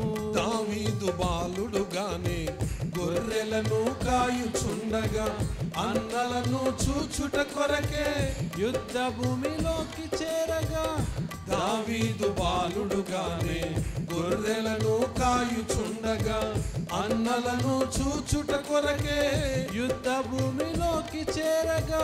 సున్నతియే లేని ఒకడు దేవుని ప్రజలను దూషించగా. సున్నతియే లేని ఒకడు దేవుని ప్రజలను దూషించగా. బలాఢ్యుడై ఖడ్గము లేకయే వడిసెలతో కొట్టి చంపెను. బలాఢ్యుడై ఖడ్గము లేకయే వడిసెలతో కొట్టి చంపెను. ధవల వర్ణుడా దయగల దేవా నీకే వందనం. దయా కిరీటము ధరింపచేసిన ప్రేమ పూర్ణుడవు. ధవల వర్ణుడా దయగల దేవా నీకే వందనం. దయా కిరీటము ధరింపచేసిన ప్రేమ పూర్ణుడవు. చప్పట్లు కొట్టండి గట్టిగా ఒకసారి. ఇంతకి ఇప్పుడు దావీదు బాలుడా? దావీదు లోపాలు ఉన్నవాడా? దావీదు గర్వహృదయం గలవాడా? చెప్పాలి మీరందరూ. సౌలు చెప్పింది నిజమే. ఏంటి? దావీదు బాలుడు. ఎలియాబు చెప్పింది నిజమే. ఏమని? చెడుతనముతో నిండినవాడు. హల్లెలూయా. కానీ దేవుడు చెప్పింది నిజమే, అతడు బలాఢ్యుడని. హల్లెలూయా. ఏంటి దీనిలో మనం తీసుకోవాల్సింది, అర్థం చేసుకోవాల్సింది ఏంటో తెలుసా? లోకం ఎప్పుడు కూడా మనుషులో ఉన్న తప్పులనే చూస్తుంది, పైకి కనబడే దృశ్యాలనే ఫోకస్ చేస్తుంది. కానీ దేవుడు మనిషిలో ఎన్ని తప్పులున్నా అవి చూడడు. కానీ ఆ వ్యక్తిలో ఉన్న పరాక్రమం ఏంటో, ఆ వ్యక్తిలో ఉన్న టాలెంట్ ఏంటో, ఆ వ్యక్తిలో ఉన్న నైపుణ్యత ఏంటో దానిని మాత్రమే దేవుడు చూస్తాడు. హల్లెలూయా.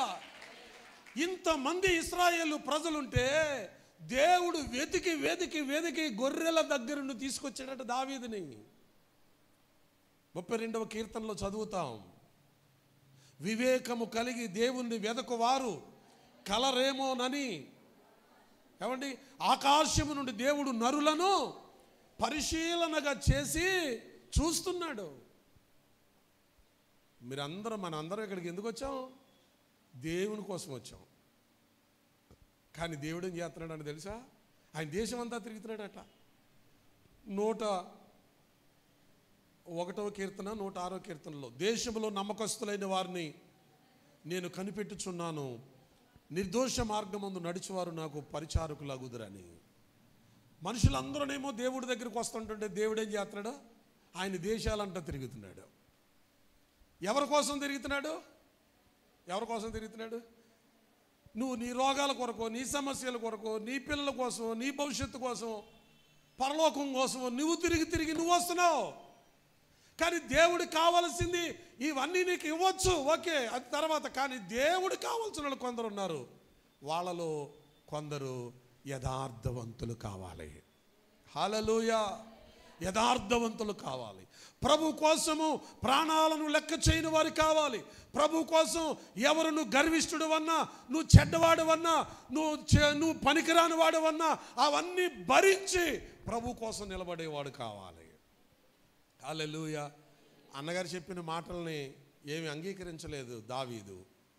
అయ్యి బాబోయ్, ఇప్పుడు ఇలాగ అంటున్నాడు కదా, ఇప్పుడు నా గర్వం, నా చెడుతనం ఏం చెప్తాడో, నేను చిన్నప్పటి నుంచి నేను చేసిన పనులన్నీ గనక చెప్తే ఇప్పుడు వీళ్ళందరూ నన్ను ఏమనుకుంటారో అనుకున్నాడా?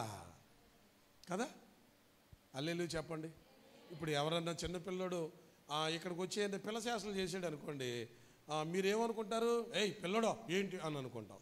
ఒక్కసారి మీరు ఆ వయసులో ఆ షెడ్డీ వేసుకుని ఆ లంగా జారిపోతున్నప్పుడు, ఆ లాగు జారిపోతున్నప్పుడు కదా, ఒక్కసారి ఆ వయసులో నీవు చేసిన పనులు నీకు గుర్తు చేస్తే ఎలా ఉంటుంది?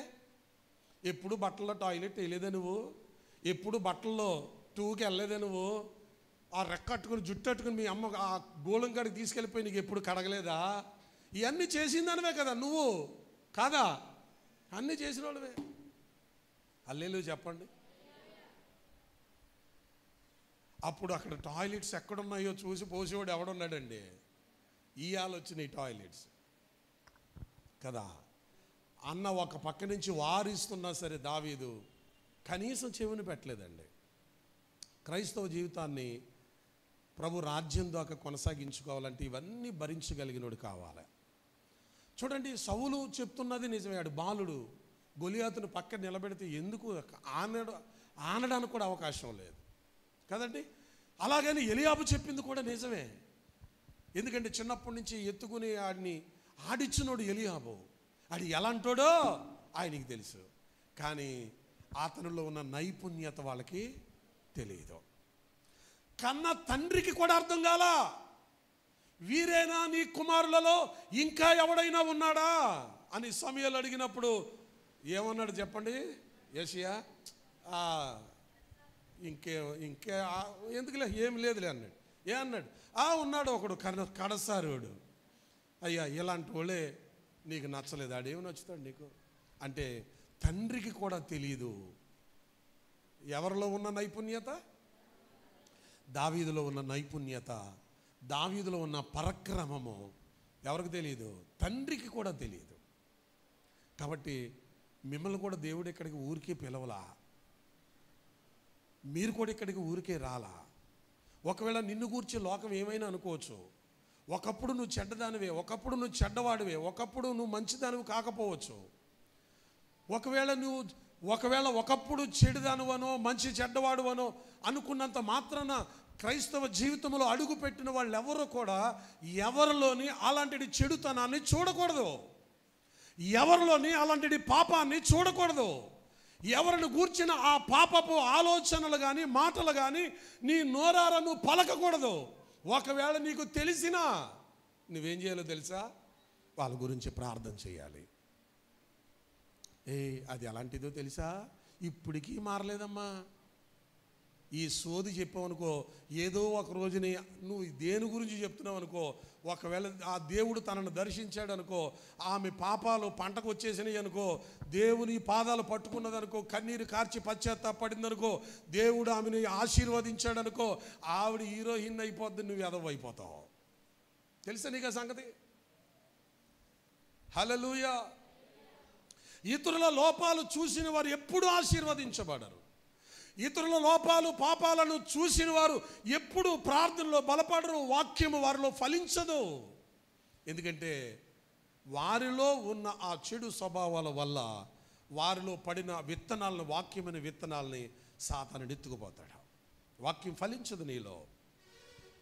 ఇతరుల లోపాలు చూసిన వారు ఎప్పుడు దేవుని ముందు నిలబడలేరు. యోహాను సువార్త 8వ అధ్యాయంలో ఒక స్త్రీని మనం చూస్తాం. ఏం పేరు ఆవిడ పేరు?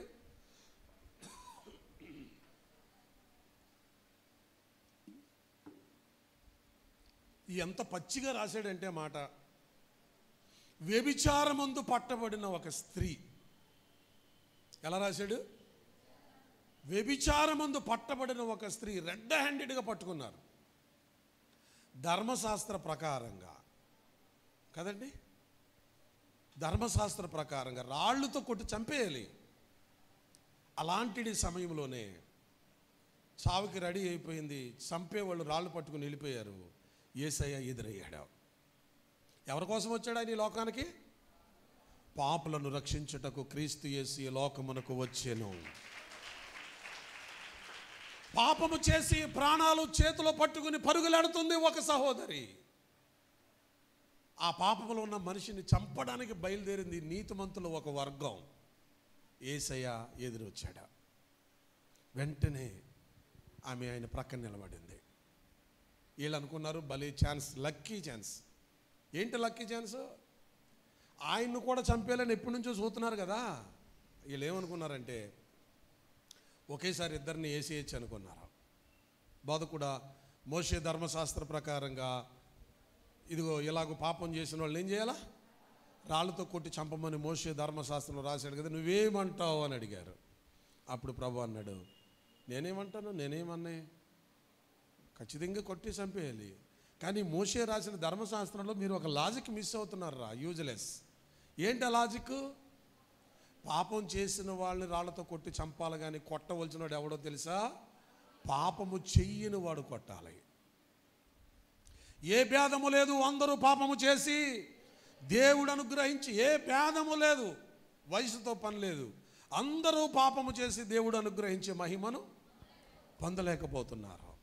అందరూ పాపం చేసిన వాళ్ళే. మరి పాపం లేనివాడు ఎవడున్నాడు?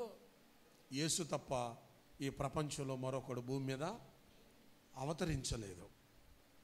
మీరు ఒక లాజిక్ మిస్ అవుతున్నారా? పాపం చేసిన వాళ్ళు కొట్టి చంపాలి, కానీ పాపం లేనివాడు కొట్టాలి. మీలో పాపం లేనివాడు మొదటి రాయి వేయండి అన్నాడు. అక్కడ ఉన్నవాళ్ళు కొంచెం నేనే సూపరు అనుకున్నవాడు రాయి ఇట్టుకుని ఒక అడుగు ముందుకేసాడు.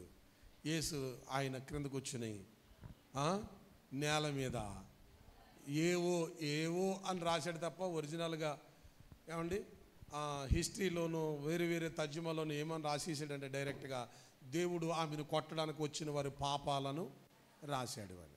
వాళ్ళు చేసిన పాపాలు వాళ్ళకి తెలియవు పాపం, కానీ ఎవరికి తెలుసు? యేసయ్యకి తెలుసు. 90వ కీర్తన చదువుతాం కదా, నీ ముఖ కాంతిలో మా రహస్య పాపాలు కనబడుచున్నాయి. వీళ్ళ పాపాలు ఆయన కనబడతారు, కానీ వీళ్ళకి కనబడతలా. వీళ్ళ పాపాలు రాస్తే చాలామంది వచ్చారండి, చిన్న పిల్లలు మొదలుకొని వృద్ధులు వరకు పెద్దోళ్ళు వరకు వచ్చారట. కానీ ఎవరైనా ఒక్క రాయి వేసారా ఆయన మీద? ఒక్క రాయి కూడా వేయలేదు. కారణం ఏంటి? ఇంతకీ ఇప్పుడు పాపం చేసింది ఒక్కతా అందరూనా? చెప్పాలా? అందరూని మరి అందరూ పాపం చేసినప్పుడు ఆమెను మాత్రమే రాళ్ళతో కొట్టడానికి ఎందుకు వెళ్ళారు? ఆమె చేసిన పాపం కనపడ్డది, వీళ్ళు చేసిన పాపం కనపడలేదు. ఇప్పుడు నువ్వేం చేయాలో తెలుసా? ఇతరుల ఒక తప్పును నువ్వు ఎత్తి మాట్లాడేటప్పుడు నిన్ను నీవు తొంగు చూసుకోవాలి. అర్థమైందా మీకు పాయింట్? యేసుప్రభు ఉపమానంలో చెప్పాడు, నీ కంటిలో ఉన్న దూలాన్ని వదిలిపెట్టి ఎదుటివారి కంటిలో ఉన్న నలుసును ఎంచనేలా. నీకు వాళ్ళ కంట్లో నీకు నలక కనపడ్డదంటే నీ కంట్లో ఏముందో తెలుసా? దూలం ఉంది. ఆ దూలంతో నీ కళ్ళు ఎలా కనపడుతున్నాయో కదా. దూలం అంటే దేన్ని దూలం అంటారు? ఇల్లు కట్టినప్పుడు వేస్తారు దూలాలు. అంత దూలను పెట్టుకుని ఎదటి వాళ్ళ కంట్లో నలుసును నువ్వు చూడకూడదంటాడు. నువ్వు చూసావంటే అర్థమేంటి? నువ్వు ఇతరులలో నీకు లోపం కనపడ్డదంటే అర్థమేంటి తెలుసా? నీలో అతిపెద్ద లోపము ఉంది కాబట్టి. నాకు అర్థం కాని ఒక విషయం ఏంటంటే, వీళ్ళందరికీ ఆమె వ్యభిచారం చేసింది వాస్తవమా కాదా? వాస్తవమా కాదా? వాస్తవమే. మరి యేసుప్రభుకి ఎందుకు కనపడలేదు ఆమెలో ఆ పాపం? యేసుప్రభుకి ఎందుకు కనపడలా? మీకు సంగతి తెలుసా? ఆ రోజుని ప్రభు సన్నిధిలో ఎవరు కొట్టలేదు, వెళ్ళిపోయారు. ఆయన అడిగాడు, అమ్మ ఎవరు నేను శిక్షించలేదా అని అడిగారు. లేదు ప్రభు అన్నది. నువ్వు ఒక్కడవే ఉన్నావు అన్నాడు అని ఆమె చెప్పింది. అప్పుడు ఆయన అన్నాడు, నేను కూడా నిన్ను శిక్షించను కానీ ఇక మీదట పాపం చేయొద్దు అని చెప్పాడు. వెంటనే ఆమె పశ్చాత్తాపడింది. ఏం చేసిందో తెలుసా? ఇంకొక నలుగురిని వ్యభిచారులుగా తయారు చేయలా, ఇంకొకసారి వ్యభిచారం చేయలా. వెంటనే తనను తాను జీవితాన్ని దేవునికి సమర్పించుకుంది. దేవునితో కలిసి దేవుని సేవలు తన బ్రతుకు దినములన్నీ కూడా దేవుని సేవలు జీవించింది. హల్లెలూయా. రాళ్ళు పెట్టి కొట్టడానికి వచ్చినాడు, ఒక్కడు రావలేదు సేవలోకి. తెలుసా మీకు ఆ సంగతి? ఎవరున్నారు సేవలో? ఎవరున్నారు? యేసు ప్రభుతో కలిసి. యేసు ప్రభు వెళ్ళిపోయిన తర్వాత 120 మంది మేడగదిలో పరిశుద్ధాత్మ పొందిన వారిలో ఈ వ్యభిచారములో పట్టబడిన స్త్రీ కూడా ఒకటి. హల్లెలూయా. దేవుని ఆత్మతో నింపబడిపోయింది. దేవుని సేవలో ఆమె కొనసాగింది. కాబట్టి ప్రభు బిడ్డలారా, ఇతరుల గురించి మాట్లాడినప్పుడు, ఇతరుల తప్పుల గురించి మాట్లాడినప్పుడు ఏం చేయాలో తెలుసా? ముందు నీవు గురించి నువ్వు ఆలోచించుకోవాలా. 19వ కీర్తనలో ఒక చక్కని మాట నేను జ్ఞాపకం చేసి ప్రార్థన చేస్తాను. 19వ కీర్తన 12వ వాక్యం. కీర్తన 19:12 చూడండి. తన పొరపాటులను కనుగొనగలవాడు ఎవడు? ఏంటంట? నేను రహస్యముగా చేసిన తప్పులను దేవునికి స్తోత్రం కలుగునుగాక. చూడండి, ఇక్కడ దావీదు భక్తుడు ఏమంటాడంటే, తన పొరపాటులు కనుగొనగలవాడు ఎవడు? నేను రహస్యముగా చేసిన తప్పులు క్షమించి నన్ను నిర్దోషునిగా తీర్చు ప్రభా. ఏమండి, అసలు ఇక్కడ మగోడు ఎవడంటే, జ్ఞానం కలిగిన వాడు ఎవడంటే, జ్ఞానం కలిగిన స్త్రీ పురుషులు ఎవరో తెలుసా మీకు? ఇతరుల పొరపాట్లు కనిపెట్టడం కాదు, తమ పొరపాటులను కనిపెట్టగలిగిన వారు గొప్పవారు. హల్లెలూయా. తన పొరపాటులను కనుగొనిన వాడు గొప్పవాడు. కానీ ఈ ప్రపంచంలో ఏ మనుషుడికి కూడా తను చేసేది తప్పుగా ఎక్కువ శాతం అర్థం కాదు. అదే కదా జ్ఞాని అయిన సొలొమోను గారు రాసిన మాట ఏంటి?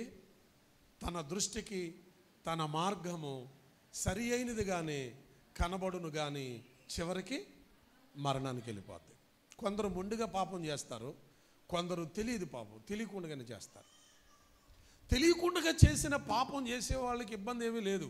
ఏదో ఒకరోజు దేవుడు వాళ్ళ పాపాలు, వాళ్ళ రహస్యమైన పాపాలని దేవుడు వారికి బయలుపరుస్తాడు. నువ్వు ప్రార్థన పరురాలు అయితే, నువ్వు ప్రార్థన చేస్తే ప్రార్థనలో దేవుడు నీకు బయలుపరుస్తాడు. లేదు, నువ్వు ఒక క్రమమైన విశ్వాసం అయితే దేవుని సన్నిధిలో కూర్చున్నప్పుడు దేవుణ్ణి అడిగితే, ప్రభువా నీ దృష్టికి నేను అయోగ్యునైతే నాలో ఏదైనా పొరపాట్లుంటే నాకు తెలియచేను ఆయన అని నువ్వు పశ్చాత్తాపడి అడిగితే, నీలో ఉన్న నీకు తెలియని ఆ రహస్యమైన పాపాలను దేవుడు వాక్యము ద్వారా నీతో మాట్లాడతాడు. అప్పుడు నువ్వేం చేయాలంటే దేవుని దగ్గర, ప్రభువా నిజమే నాయన పలానా సమయంలో ఈ పని నేను చేయడం వాస్తవమయ్యా, నన్ను క్షమించయ్యా అని దేవుని దగ్గర నువ్వేం చేస్తావు? నువ్వు ఒప్పుకుంటావు. బల్ల సమయంలో నేను ఒక విషయాన్ని, ఒక హెచ్చరిక చేస్తూ ఉంటాను. కొరింథీ పత్రిక 11:31 ప్రతివాడు తన్ను తాను విమర్శించుకోవాలను. ఏం చేసుకోవాలా? ప్రతివాడు కూడా తనను తాను ఏం చేసుకోవాలంటండి? మనలను మనమే విమర్శించుకొనిన ఎడల తీర్పు పొందకపోదుము. తీర్పులో నుంచి మనం తప్పించుకోవాలంటే ఏం చేయాలంటే, దేవుని బిడ్డలు ఎవరో మనల్ని విమర్శించే వరకు మనం ఉండకూడదు. మరేం చేయాలా? మనలను మనమే విమర్శించుకోవాలి. ప్రభువా, ఒకవేళ నీ దృష్టికి నేను ఎలా ఉన్నాను, నాతో మాట్లాడావు. ఇలాంటి సందర్భాలు దావీదు చాలాసార్లు రాశాడు. 139వ కీర్తన ఆఖరి చరణంలో కూడా రాస్తాడు. ఏమని? దేవా, నన్ను పరిశోధించి నన్ను పరీక్షించు. ఏం చేయండి? నన్ను పరిశోధించండి, నన్ను పరీక్షించండి. నీ యందు నా యందు నీకు ఏదైనా ఆయాస్కరమైన మార్గము నా యందు ఉన్నదేమో, ఒకవేళ ఉంటే దానిని తీసివేయండి. నా యందు నీకు కష్టము కలిగించే ఏ లోపమైనా ఉంటే దాన్ని ఏం చేయండి? తీసివేయండి. ఇది ఒరిజినల్ క్రైస్తవులకు ఉండవలసిన క్యారెక్టర్. తన పొరపాటులను కనుగొనగలవాడు ఎవడు కదా? ఒక పక్క సౌలు చెప్తున్నాడు, ఒక ప్రక్కని ఎలియాబు చెప్తున్నాడు, ఒరే నువ్వు గర్విష్ఠుడవు, నువ్వు చెడుతనం చేసిన వాడవని. ప్రభువా, నన్ను చూస్తే గొర్రెల కాడి నన్ను తీసుకొచ్చి సింహాసనం మీద కూర్చోబెట్టావు. ఒకవేళ ఇంకా నేను నీకు బాధ కలిగించే ఏదైనా లోపము, ఏదైనా గర్వము, చెడుతనం నాలో ఉంటే చెప్పండి. ఎలియాబు గద్దించినప్పుడు భయపడలేదు, పిరికి వాళ్ళకి వెనక్కి వెళ్ళిపోలేదు, కానీ దేవుని దగ్గర ప్రార్థన చేస్తున్నాడు. ఎవరో అంటే లోకపు నిందలను మనం భరిస్తూనే దేవుని పాదాల దగ్గర ఏం చేయాలి? మనం దేవునికి మొరపెట్టాలా? ఏమని మొరపెట్టాలి? ఒకవేళ ప్రభువా, లోకము నాలో చెడును చూస్తున్నారు, లోకము నాలో పొరపాట్లు చూస్తున్నారు, కానీ నీవు నాలో ఏ మంచి చూసావో నాకు తెలియదయ్యా, ఏ మంచి నాలో కనబడ్డదో నీకు తెలియదయ్యా. ఇంతగా నన్ను ప్రేమించి నీ బిడ్డగా నన్ను అంగీకరించావు స్వామి.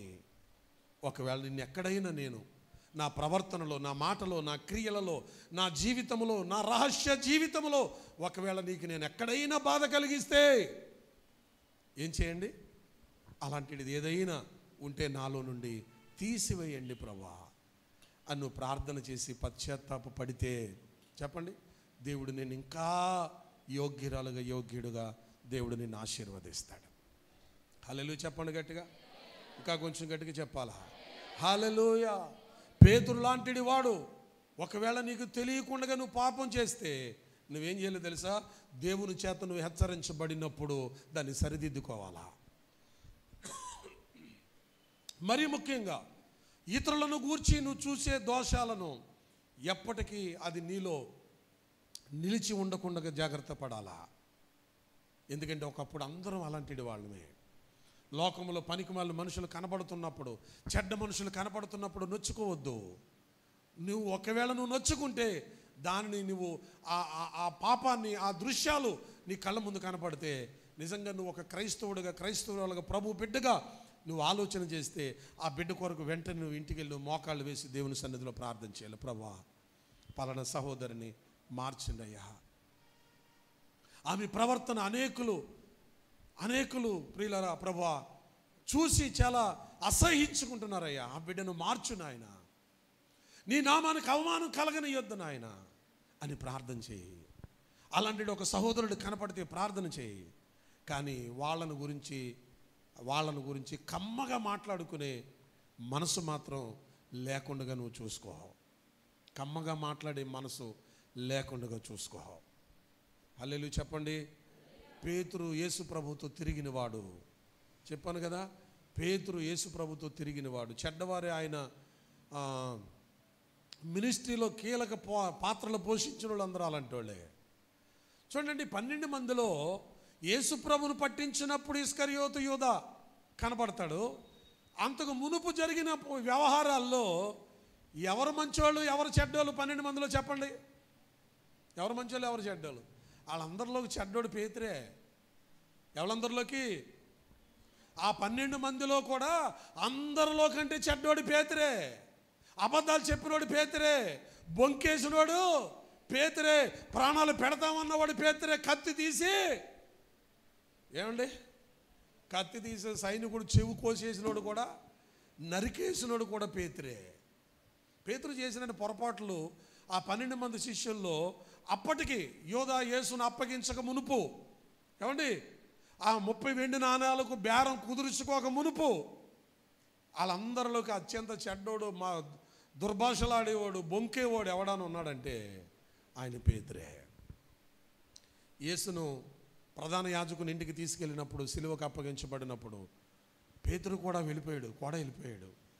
యేసు ప్రభు అంటే పేతురు హృదయంలో ఎన్ని అబద్ధాలు చెప్తున్నాడో వాళ్ళందరికంటే కూడా ఎక్కువ ప్రేమ ఉన్నవాడు కూడా పేతురే. స్తోత్రం చెప్పండి. కొంతమందికి ప్రేమ ఉంటుందండి, కానీ దాన్ని ఎక్స్ప్రెషన్ చేయడం అనేది చాలామందికి తెలియదండి కదా.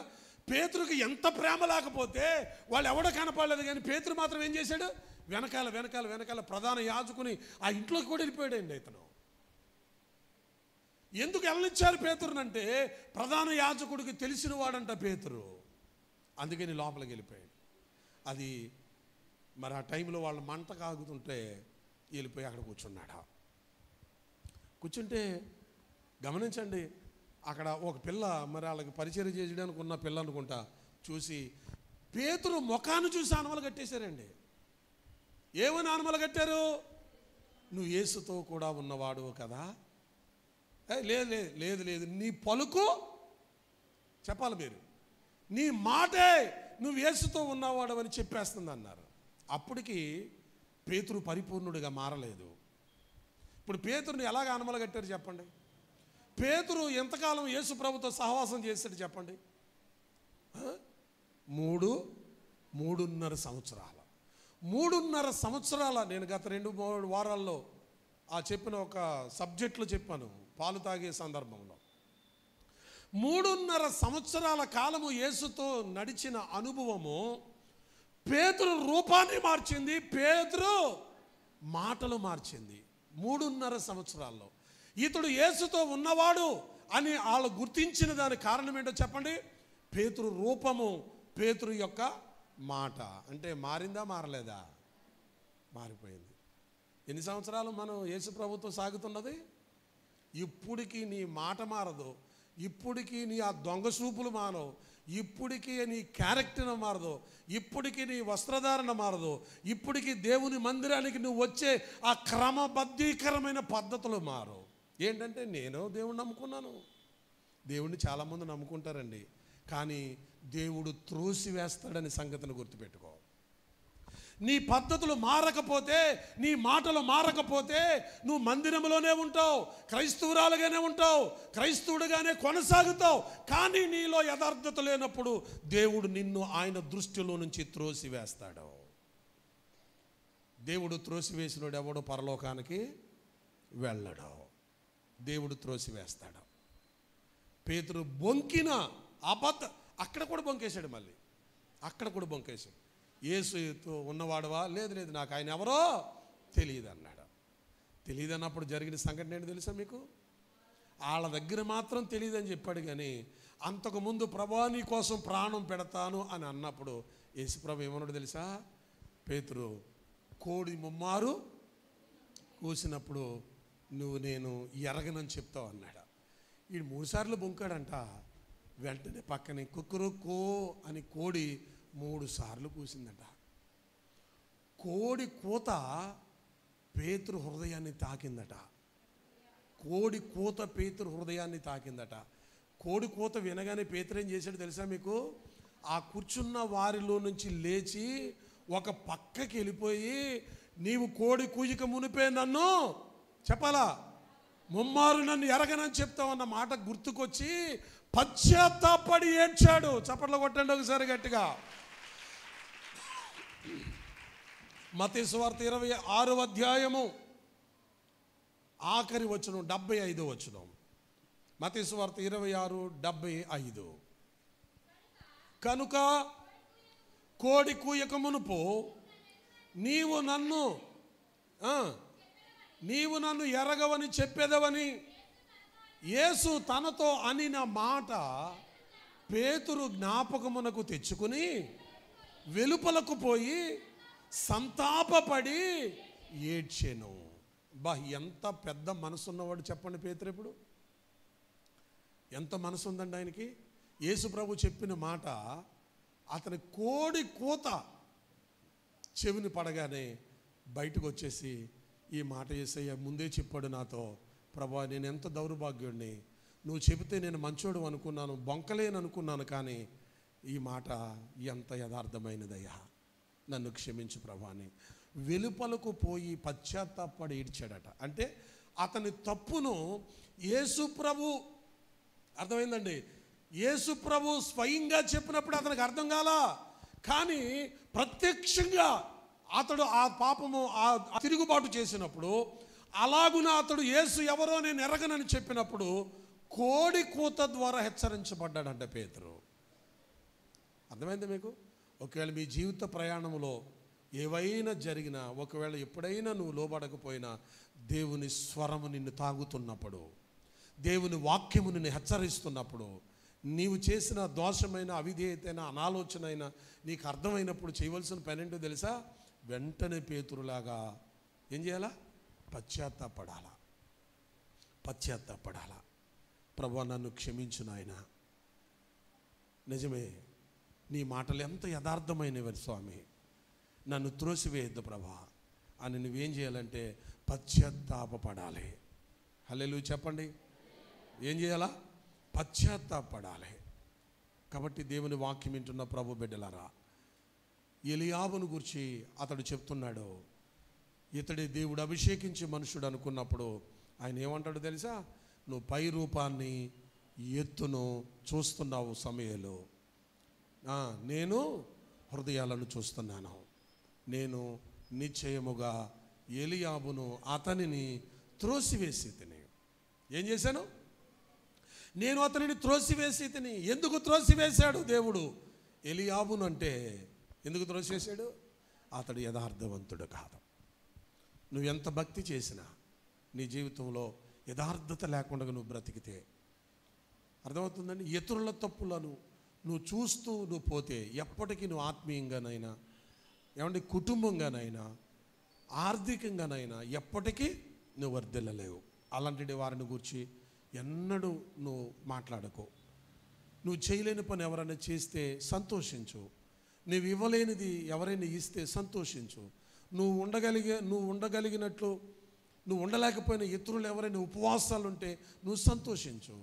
నువ్వు చేయలేనిది ఏదైనా ఇతరులు చేస్తున్నారంటే వారిని ప్రోత్సహించు. నీకంటే ముందు ఎవరైనా దేవాలయానికి వెళుతుంటే సంతోషించు, ప్రోత్సహించు, వారిని ఆదర్శంగా తీసుకో. చిన్న పెద్ద అని చూడకో, నీ ఎక్స్పీరియన్స్ని చూడకో, నీ సీనియారిటీ చూడకో. నీకంటే ఈరోజు వచ్చిన వాళ్ళైనా నీకంటే క్రమముగా బ్రతుకుతున్నారని తెలిస్తే వాళ్ళ దగ్గర నేర్చుకో.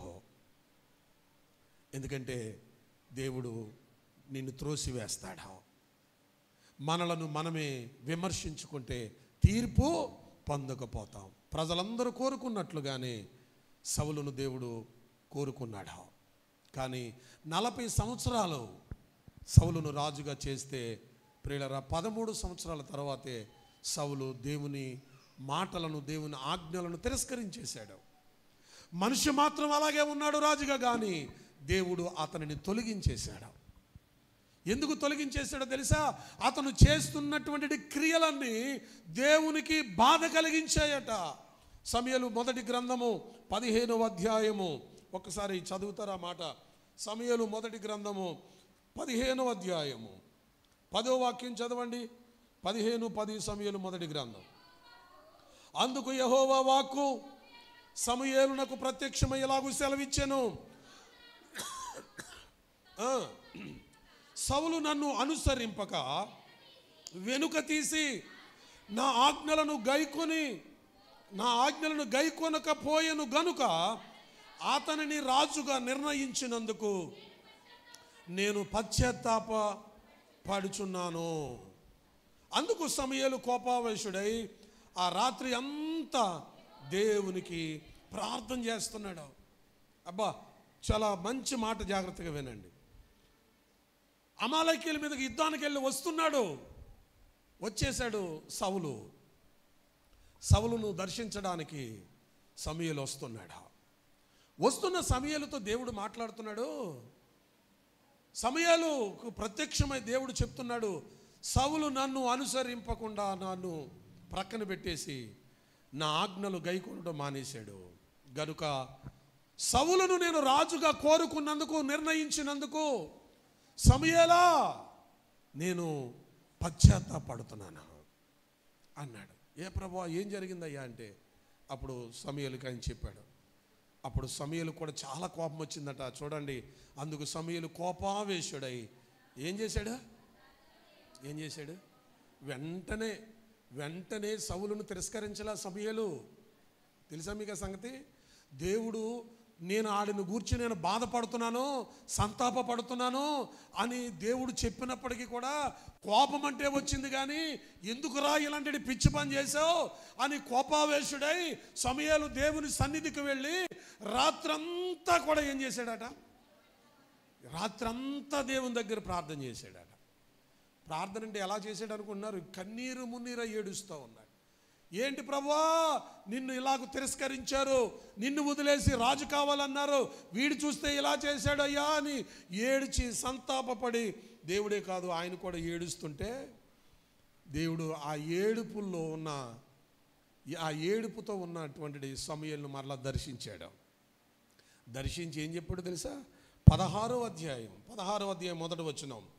అంతట యెహోవా సమూయేలుతో ఇలాగూ సెలవిచ్చెను, ఇశ్రాయేలీయుల మీద రాజుగా ఉండకుండగా నేను విసర్జించిన సౌలును గూర్చి నీవెంత కాలము దుఃఖింతువు. చాలు నా వైపు చూడండి. దేవుడేమంటున్నాడు? సమూయేలేమో ఏడుస్తున్నాడు, కానీ దేవుడేమంటాడంటే నన్ను విసర్జించిన ఈ సౌలును గూర్చి ఎంతకాలం ఏడుస్తావు లేవో, ఎంతకాలం ఏడుస్తావు, ఇంకా నువ్వు ఏడవద్దు. అర్థమైందా మీకు? ఇంకా ఏడవద్దు. దేవుడు ఏ మనిషికైనా సౌలే కాదు, మీరే కాదు, నేనే కాదు, దేవునిని మనం తిరస్కరించినప్పుడు మనం దేవునితోనే ఉన్నామనుకున్న దేవుడు తన దృష్టిలో మనల్ని ఏం చేస్తాడు? త్రోసివేస్తాడు.